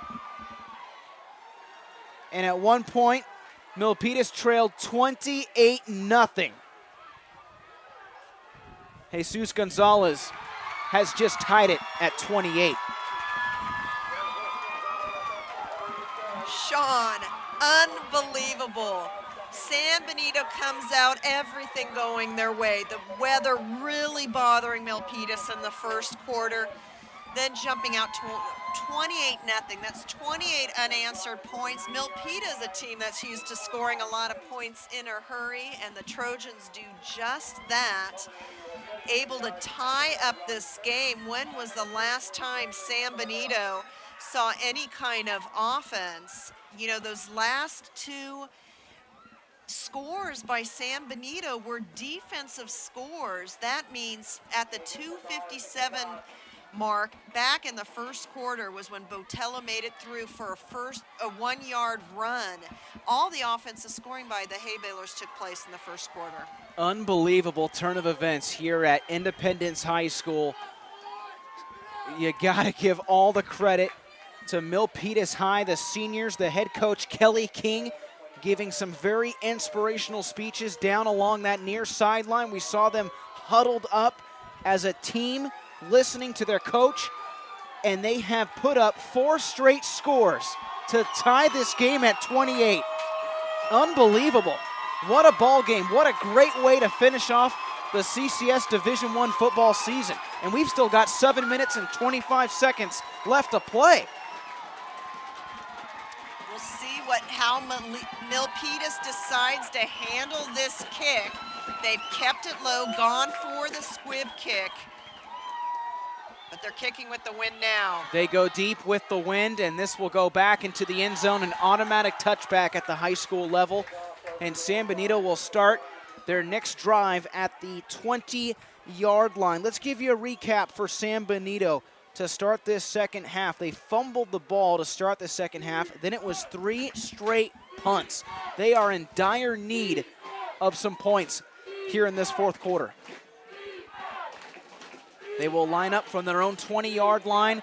Milpitas' fan base stomping their feet, chanting defense, as it's 1st and 10 for the Hay Baylors. Quarterback David Stanton checks behind him. Offset formation, man in motion, and that will be Perez. As the ball carrier takes it towards the left side, that was the motion man Perez, who was moving from right to left on your screen. He takes the carry for a gain of about 5 yards. 2nd down and 5. You know, don't count the San Benito team out. They are scrappers. This team is scrappy as can be. See if Stanton can get this offense going and give the defense a rest on the sideline. They've had very little this second half. Perez in motion once again from near side to far side. Stanton keeps it himself, has some room, and gets drilled by who else? Vita Vea introducing himself to David Stanton. You know, Vita Vea, when it's 1-on-6, it doesn't even seem fair. It certainly doesn't seem fair when it's 1-on-1. Vita Vea, such a dominating force for Milpitas. We've seen it tonight in the rushing attack, and right there we saw it on defense. He's lined up at that middle linebacker position, big number 88. And now I know why he chose 88. It's probably the only jersey that fit the poor kid at 280 pounds, a big boy. Standing at the 35, 1st and 10. Stanton passes towards the middle. It's caught. The pass is caught by the wideout, Robert Soto. And They picked him up. There's a brigade of blue jerseys picking up Soto and throwing him back to planet Earth. You brought up David and Goliath earlier. I know you were talking about Milpitas, 2 players, but you really sense as the receiver just being picked up and carried backward Obviously, forward progress comes into play, but Milpitas really showing their size advantage here in the second half. 5 minutes and 45 seconds left to play on 2nd down and 2. Stanton looking for the screenplay. It's tipped and incomplete. It was tipped in midair. Botello had it go off his hands. Thankfully, it fell down for an incomplete pass. It'll bring up 3rd and 2. I think Hollister breathed a sigh of relief that fell to the ground. That kind of hung in the air as the Trojans tried to get underneath it. Totally different football game here, Kirsten. Unbelievable. Unbelievable. 3rd down and 2. Both sidelines on their feet on 3rd and 2. Perez the motion man. It'll be a fullback handoff that goes straight ahead. The question is there enough forward progress? And there appears to be. That'll be a Hay-Baylor 1st down as they give it to the fullback. That was Damian Botello taking the carry. And that's what San Benito needs to do when Milpitas on that first drive where they were methodical. They kept running via. They kept testing the defense. This is San Benito. This is San Benito's game. Hay-Baylors need to continue to do what got them here. Offset formation once again for the team out of Hollister on their own 43. Botello at the fullback position takes it towards the left side of the offensive line, down to the 48-yard line. Did you see the Hay-Baylors blocking on Villa? You need at least 3 guys on him. Kid is just so dominant, so big. I mentioned it earlier, he easily towers over any athlete out on that field, and now he goes down into a 3-point stance. He'll line up as nose guard. 2nd down. And who's there to make the tackle as San Benito rushes the ball straight ahead? That's Vea getting the tackle out at the 50. It's 3rd down and 3.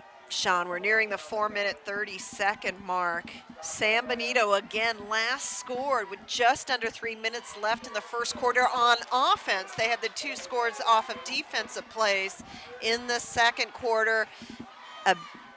The season has all come down to this, perhaps, for the San Benito offense. On 3rd down at the 50, midfield, Hay-Baylors need to pick up a 1st down.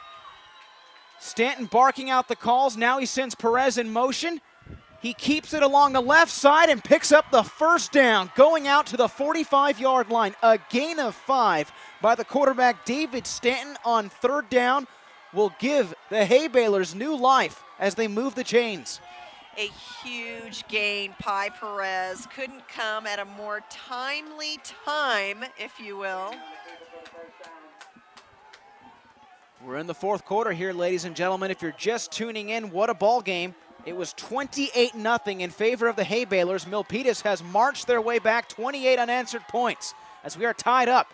As we see the quarterback, Stanton, keep it along the right side of the offensive formation. Tackled at the 41. He takes it out for a gain of 4. It'll bring up 2nd down and 6. 3 minutes and 34 seconds remaining. The Hay-Baylors keeping the ball on the ground and really chewing up that clock now. And just going right into the teeth of this driving rain and wind.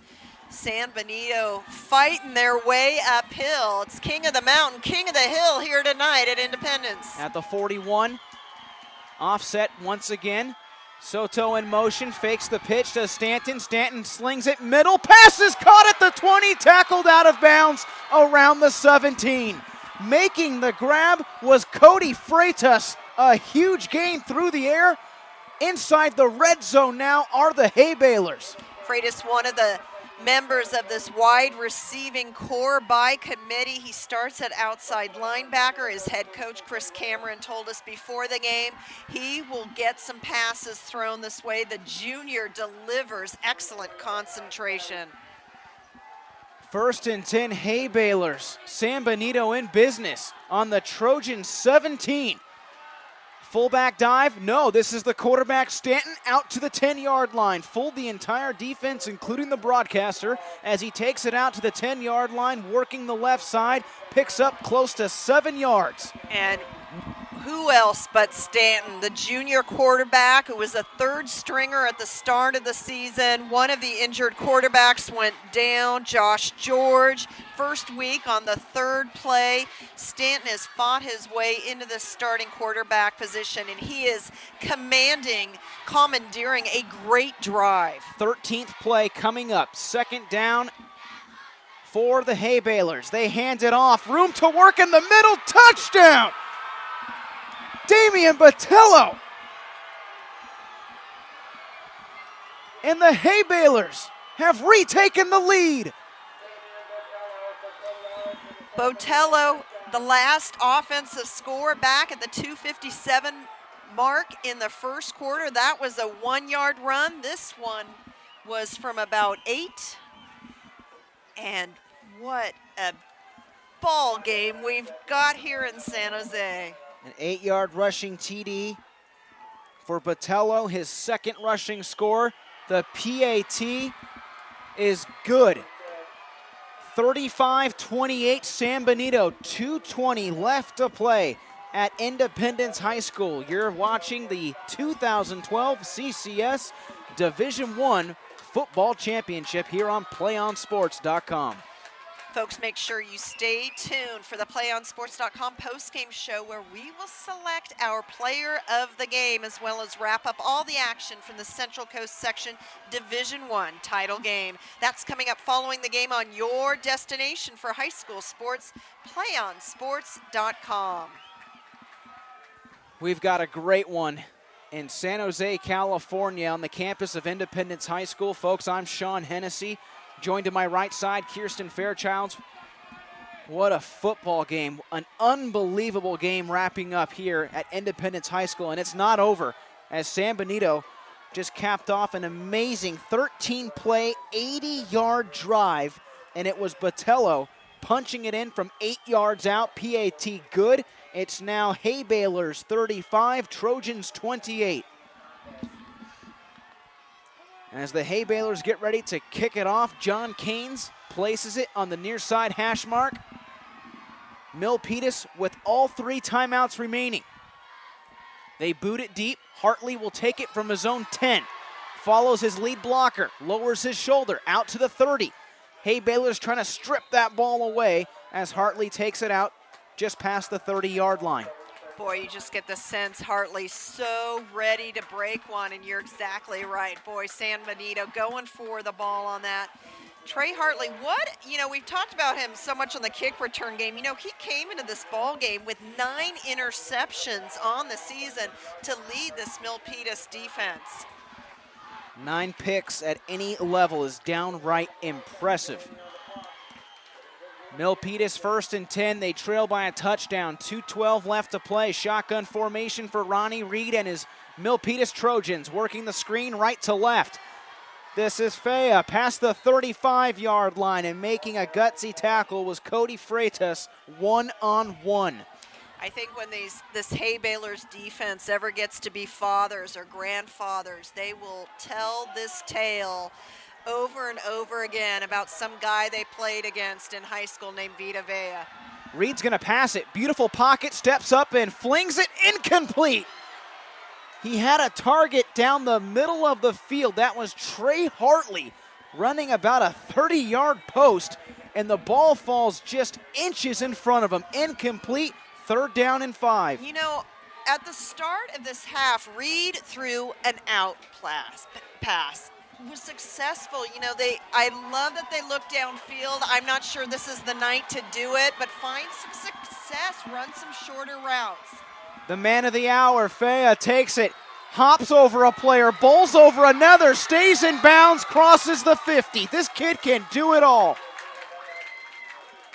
You'd love to be a fly on the shoulder of one of these Hay Balers defense to hear what they talk about in between plays. There must be so much encouragement. There must be so much urging on to bring down Vita Vea, make the first touch count, wrap him up, bring him down. He is just so hard to stop. Vea with 2 rushing scores here tonight. 1st and 10 for Milpitas. Inside the 50, Reed will pass once again. Gets out of the pocket, flushed out. Now he delivers, and it's intercepted. gosh. It's picked off. Cody Freitas of San Benito intercepts the pass, and the hay balers go crazy. That might have been ball game. Only 1:27 left to go.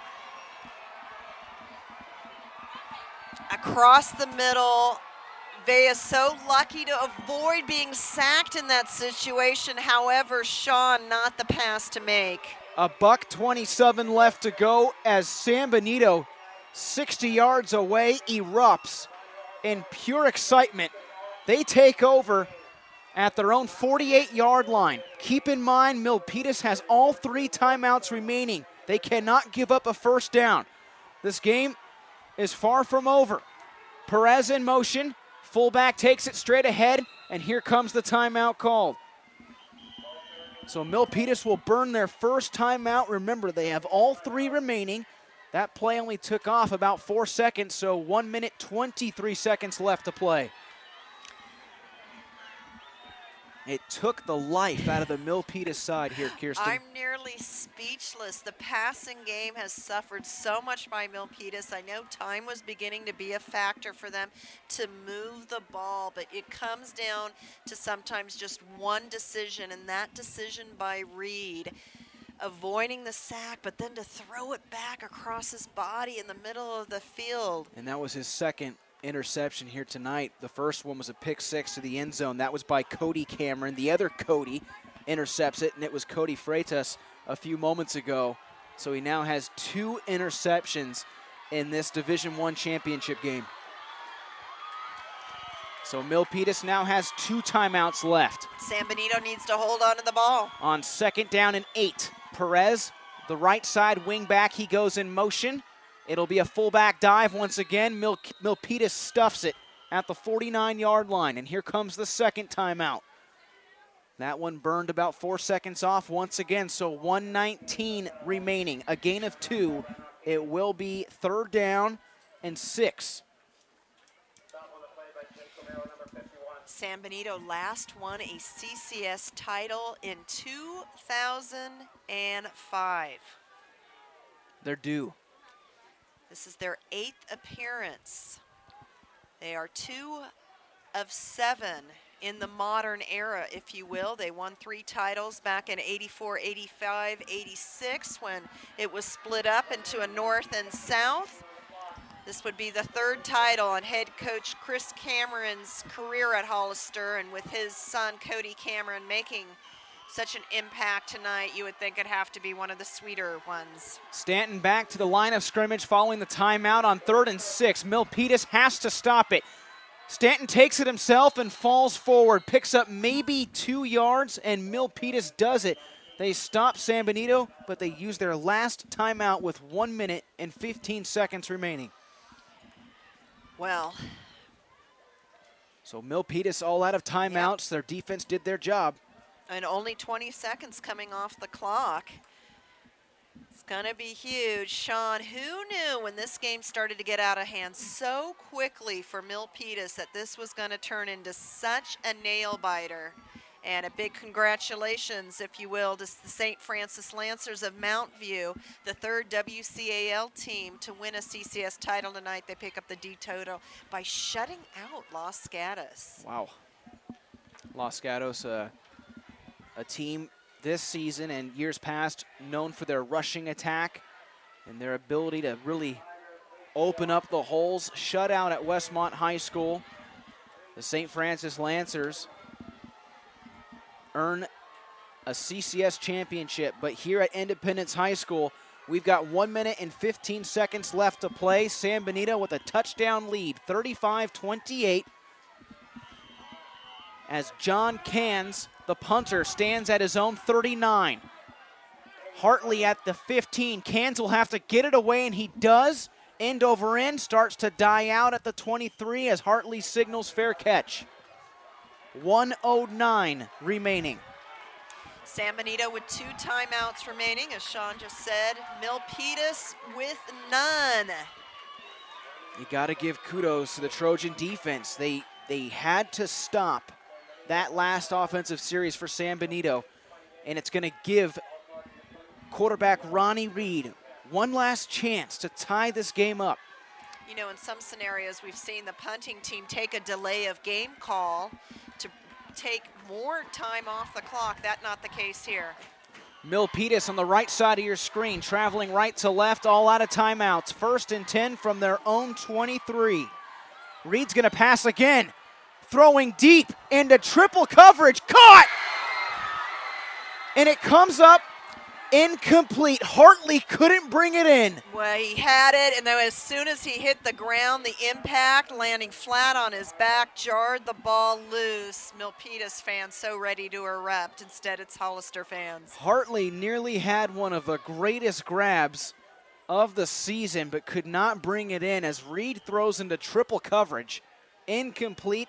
It'll bring up 2nd down and 10 from the 23. 1:02 remaining. Vita Vea needs to block here. And he will as Reed steps up. Has nothing. Now he's hit and goes down. That's a sack, and Milpitas will have to hurry and get to the line of scrimmage.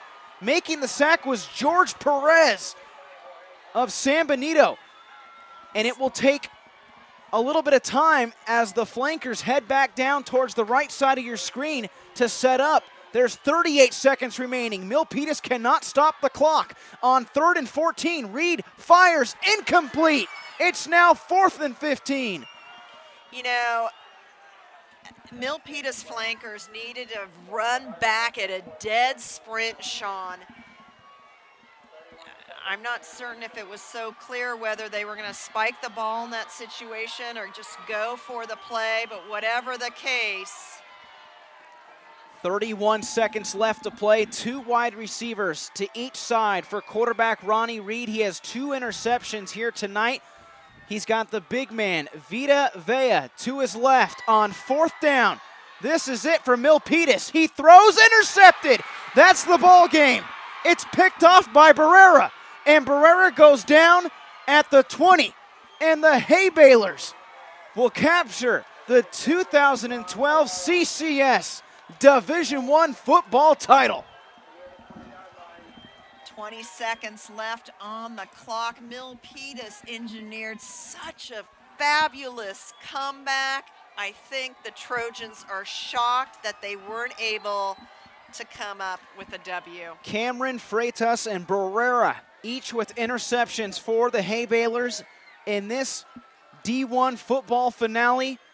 Ronnie Reed can only walk back towards his sideline in pure frustration, having thrown 3 interceptions here tonight. As the Hay Balers will line up for the greatest formation in all of football, the kneel down. Well, and Milpitas doesn't even have enough players out on the field, but San Benito, what a way to come through with the victory. You have to admire the Hay Balers. They were able to put a drive together when they needed it the most, a winning drive, and just look at this team celebrate. 35-28, the number 6 seed, San Benito Hay Balers stun the number 1 seed Milpitas Trojans here at Independence High School to capture the CCS Division I championship. What a ball game here at Independence High School. Folks, don't go anywhere. Kirsten and I will step aside. When we come back, we'll announce our player of the game. I will have a live interview with that player coming up right here on PlayOnSports.com, your home for high school sports.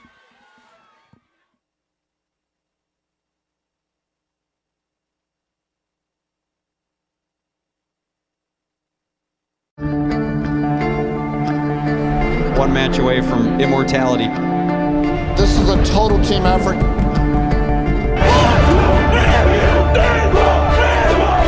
We're gonna come at you. One shot at this.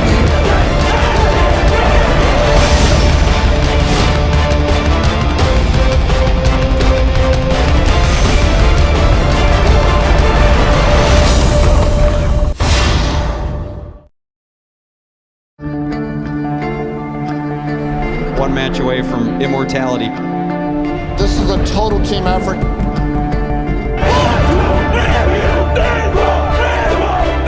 gonna come at you. One shot at this.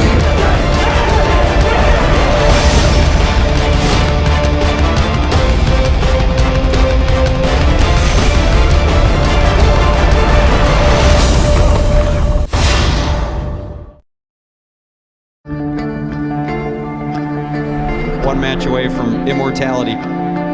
This is a total team effort.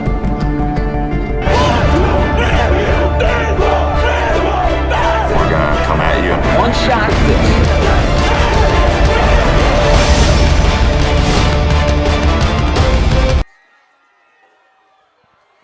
Congratulations to the San Benito Hay Balers out of Hollister, California. As they celebrate across the far side of the field, they defeat the #1 seed Milpitas Trojans here at Independence High School by a final score of 35-28. A thrilling ball game down to the finish.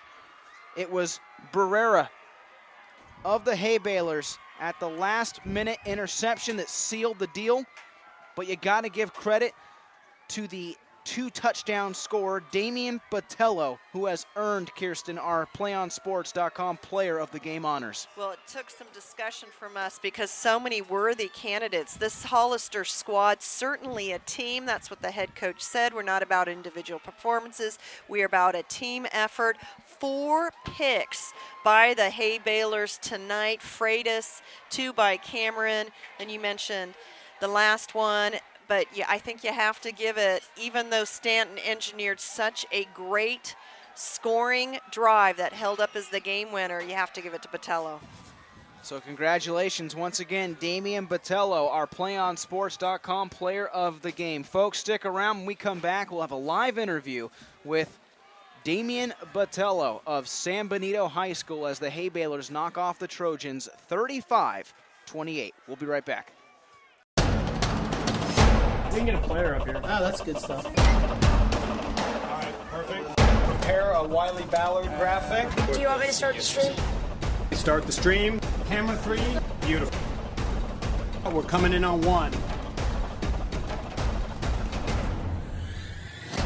For more information on how your school can join the Play On School broadcast program, go to playonsports.com/SBP.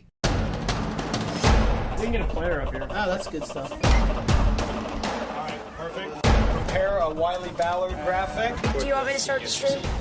Start the stream. Camera 3. Beautiful. We're coming in on 1.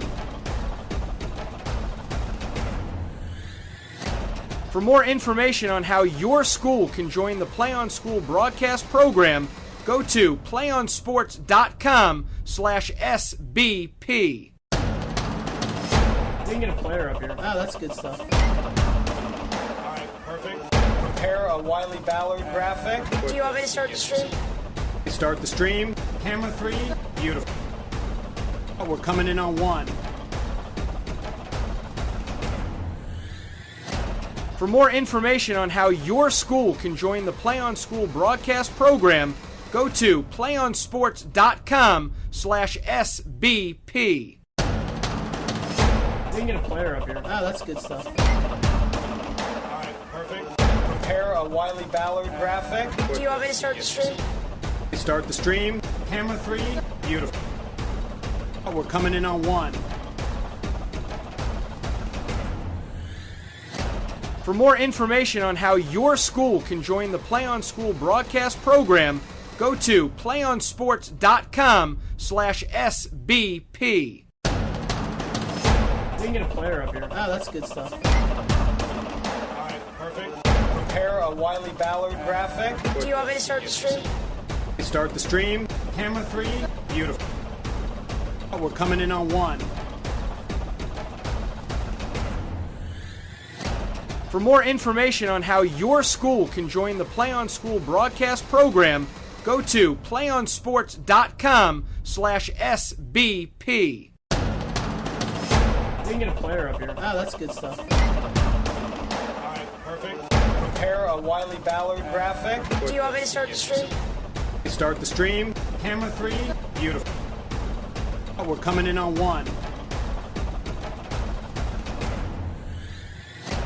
For more information on how your school can join the Play On School broadcast program, go to playonsports.com/SBP.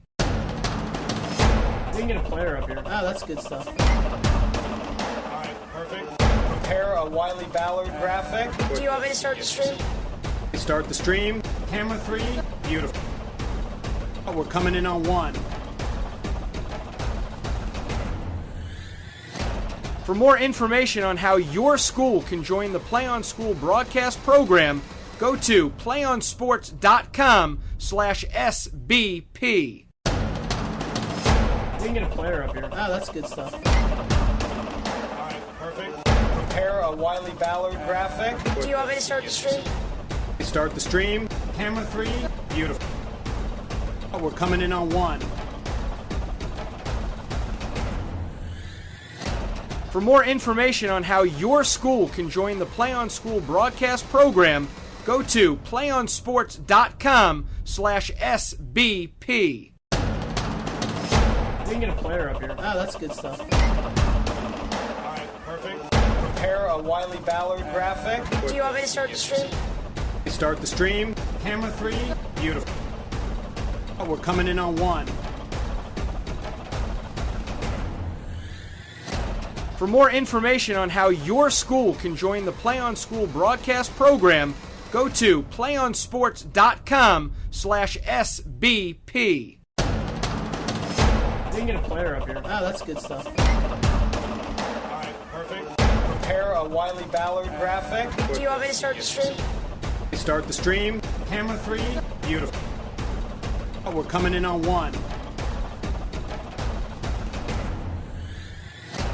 For more information on how your school can join the Play on School broadcast program, go to playonsports.com/SBP. We can get a player up here. Oh, that's good stuff. Perfect. Prepare a Wiley Ballard graphic. Do you want me to start the stream? Start the stream. Camera 3. Beautiful. We're coming in on one. For more information on how your school can join the Play on School broadcast program, go to playonsports.com/SBP. We can get a player up here. Oh, that's good stuff. Perfect. Prepare a Wiley Ballard graphic. Do you want me to start the stream? Start the stream. Camera 3. Beautiful. We're coming in on one. For more information on how your school can join the Play on School broadcast program, go to playonsports.com/SBP. We can get a player up here. Oh, that's good stuff. Perfect. Prepare a Wiley Ballard graphic. Do you want me to start the stream? Start the stream. Camera 3. Beautiful. We're coming in on one. For more information on how your school can join the Play on School broadcast program, go to playonsports.com/SBP. We can get a player up here. Oh, that's good stuff. Perfect. Prepare a Wiley Ballard graphic. Do you want me to start the stream? Start the stream. Camera 3. Beautiful. We're coming in on one. For more information on how your school can join the Play on School broadcast program, go to playonsports.com/SBP. We can get a player up here. Oh, that's good stuff. Perfect. Prepare a Wiley Ballard graphic. Do you want me to start the stream? Start the stream. Camera 3. Beautiful. We're coming in on one. For more information on how your school can join the Play on School broadcast program, go to playonsports.com/SBP. We can get a player up here. Oh, that's good stuff. Perfect. Prepare a Wiley Ballard graphic. Do you want me to start the stream? Start the stream. Camera 3. Beautiful.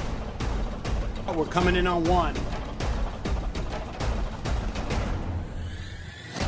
For more information on how your school can join the Play on School broadcast program, go to playonsports.com/SBP. We can get a player up here. Oh, that's good stuff. Perfect. Prepare a Wiley Ballard graphic. Do you want me to start the stream? Start the stream. Camera 3. Beautiful. We're coming in on one. For more information on how your school can join the Play on School broadcast program, go to playonsports.com/SBP. We can get a player up here. Oh, that's good stuff. All right, perfect. Prepare a Wiley Ballard graphic. Do you want me to start? Welcome back, folks, to PlayOnSports.com. Damian Botello of the San Benito Hay Balers to my right side. I'm Sean Hennessy. Welcome back to Independence High School in one of the most thrilling football games we've ever had a chance to call here in the Central Coast section as San Benito knocks off Milpitas by a final score of 35-28. Damian Botello, two big scores here tonight. I want to go back to that last scoring drive. You take a look at it, 13 plays, 80 yards. Does that describe Hay Baylor football? Just that pounded in your face style? Yeah, that's how we came to the game. They wanted to give me the ball and hand me the rock, and that's what we did. We thought Big Vita would stop that at the middle, but it actually worked today. And that was going to be my next question. Yeah. Vita Vea, 280 pounds. Talk to me about the game preparation coming into facing an opponent like that. Well, our defense, we came in, we got to get them low because you can't get them high, as you can see. And defensively, we thought we play a little bit nose guard and linebacker, but when he was playing linebacker, we were actually running the ball better. When he played nose guard, I think he did better, and he got me more times. Damian Botello, our PlayOnSports.com player of the game, 35-28. San Benito captures the 2012 CCS Division I Football Championship. How good does it feel to hear that? Oh, it feels the best feeling in my life. Your team was jumping up and down. Barrera had that last interception. We saw the crowd erupting. Tell me a little bit about what was going on with your teammates as you guys were celebrating. We were just too excited right now. When I was growing up, I watched the 09, and we lost to Milpitas. I was in 8th grade and watched that. And I remember that game was crazier than this growing up. And then we got to play in this game, and best feeling in my life. Damian, a lot of fans back home in Hollister that couldn't make it here were tuned into tonight's broadcast. One last question for you before I let you go off and celebrate with your teammates. Anything you want to tell to the good folks back home at Hollister who are going to wait for you guys to come back as D1 champs? I just want to thank everyone out there, every coach, every Pop Warner coach, just for helping me get to where I am now. Congratulations, Damian Botello. Thank you. Our PlayOnSports.com player of the game, Hollister, knocks off Milpitas 35-28. When we come back, we'll wrap up today's action here at Independence High School. Don't go anywhere. We can get a player up here. Oh, that's good stuff. All right, perfect. Prepare a Wiley Ballard graphic. Do you want me to start the stream? Start the stream. Camera 3. Beautiful. We're coming in on 1. For more information on how your school can join the Play on School broadcast program, go to playonsports.com/SBP.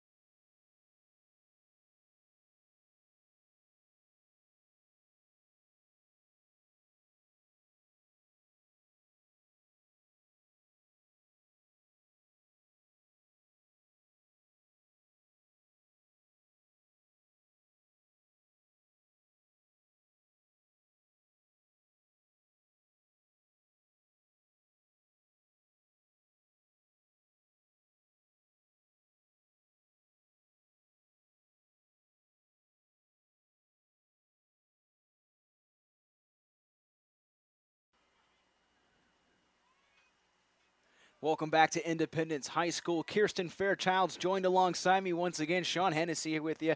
Folks, what a game to cap off the evening. The CCS Division I champions, San Benito Hay Balers, take care of the Milpitas Trojans by a final score 35-28.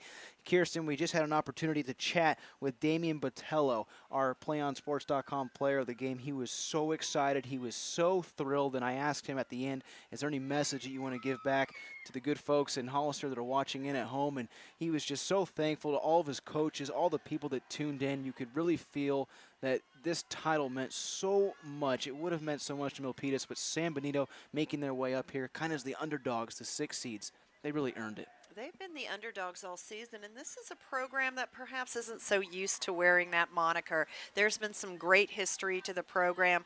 They had the 2 CCS wins back in, I believe, 2003, 2005. It's been a bit of a drought, if you will. They've suffered some losses earlier in the season. I mean, they've had 5 losses on the year. They entered this bracket at 500 with a 5-5 record to beat the #1 seed in the title game and to do it in fashion like they just did. The Hay Balers, they're all flying high right now. And Botello mentioned, because I asked about Vita Vea, how do you stop a kid like that? What did they do in this week's preparation?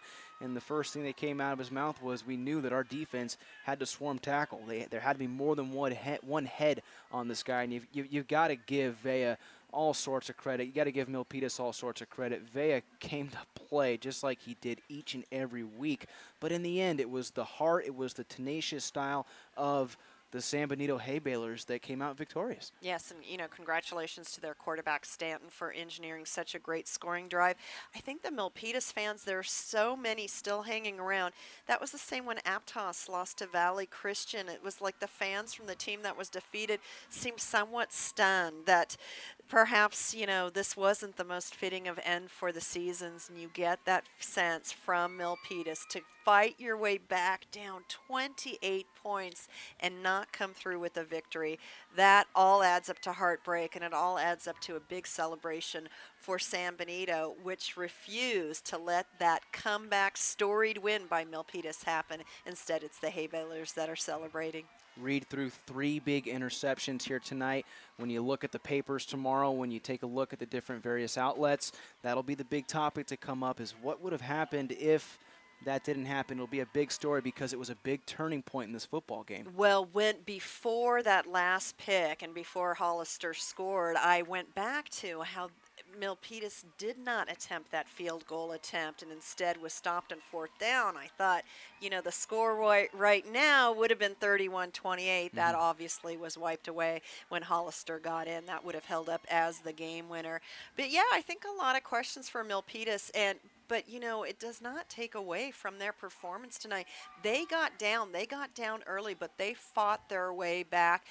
In some sense, it feels like, in some ways, the Trojans just ran out of time in this ball game. They ran out of time as San Benito captures the Division I CCS title. You're tuning into the PlayOnSports.com post-game show. Final thought, you go back to that 13-play, 80-yard drive, all tied up at 28. San Benito kept the ball on the ground. They had one big pass play in the air, but they did a key thing, and that was chew up a lot of clock. They forced Milpitas at the very end to work with a small clock, and that put the ball in the hands of Reed, who was forced to throw it.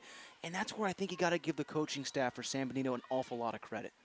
Yeah, absolutely. When we had a chance to ask our player of the game, what was Coach Cameron saying? You know, we're still in it. He's such an emotional guy. I mean, talk about pep talks. He must give great pep talks, and I'm sure he just kept that fire lit and all of his players on the sideline, and then they delivered when it counted most.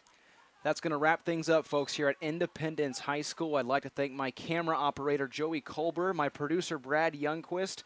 For Kirsten Fairchilds, I'm Sean Hennessy. Thank you so much for tuning in to today's action. You've been watching PlayOnSports.com, your destination for high school sports. Bye-bye.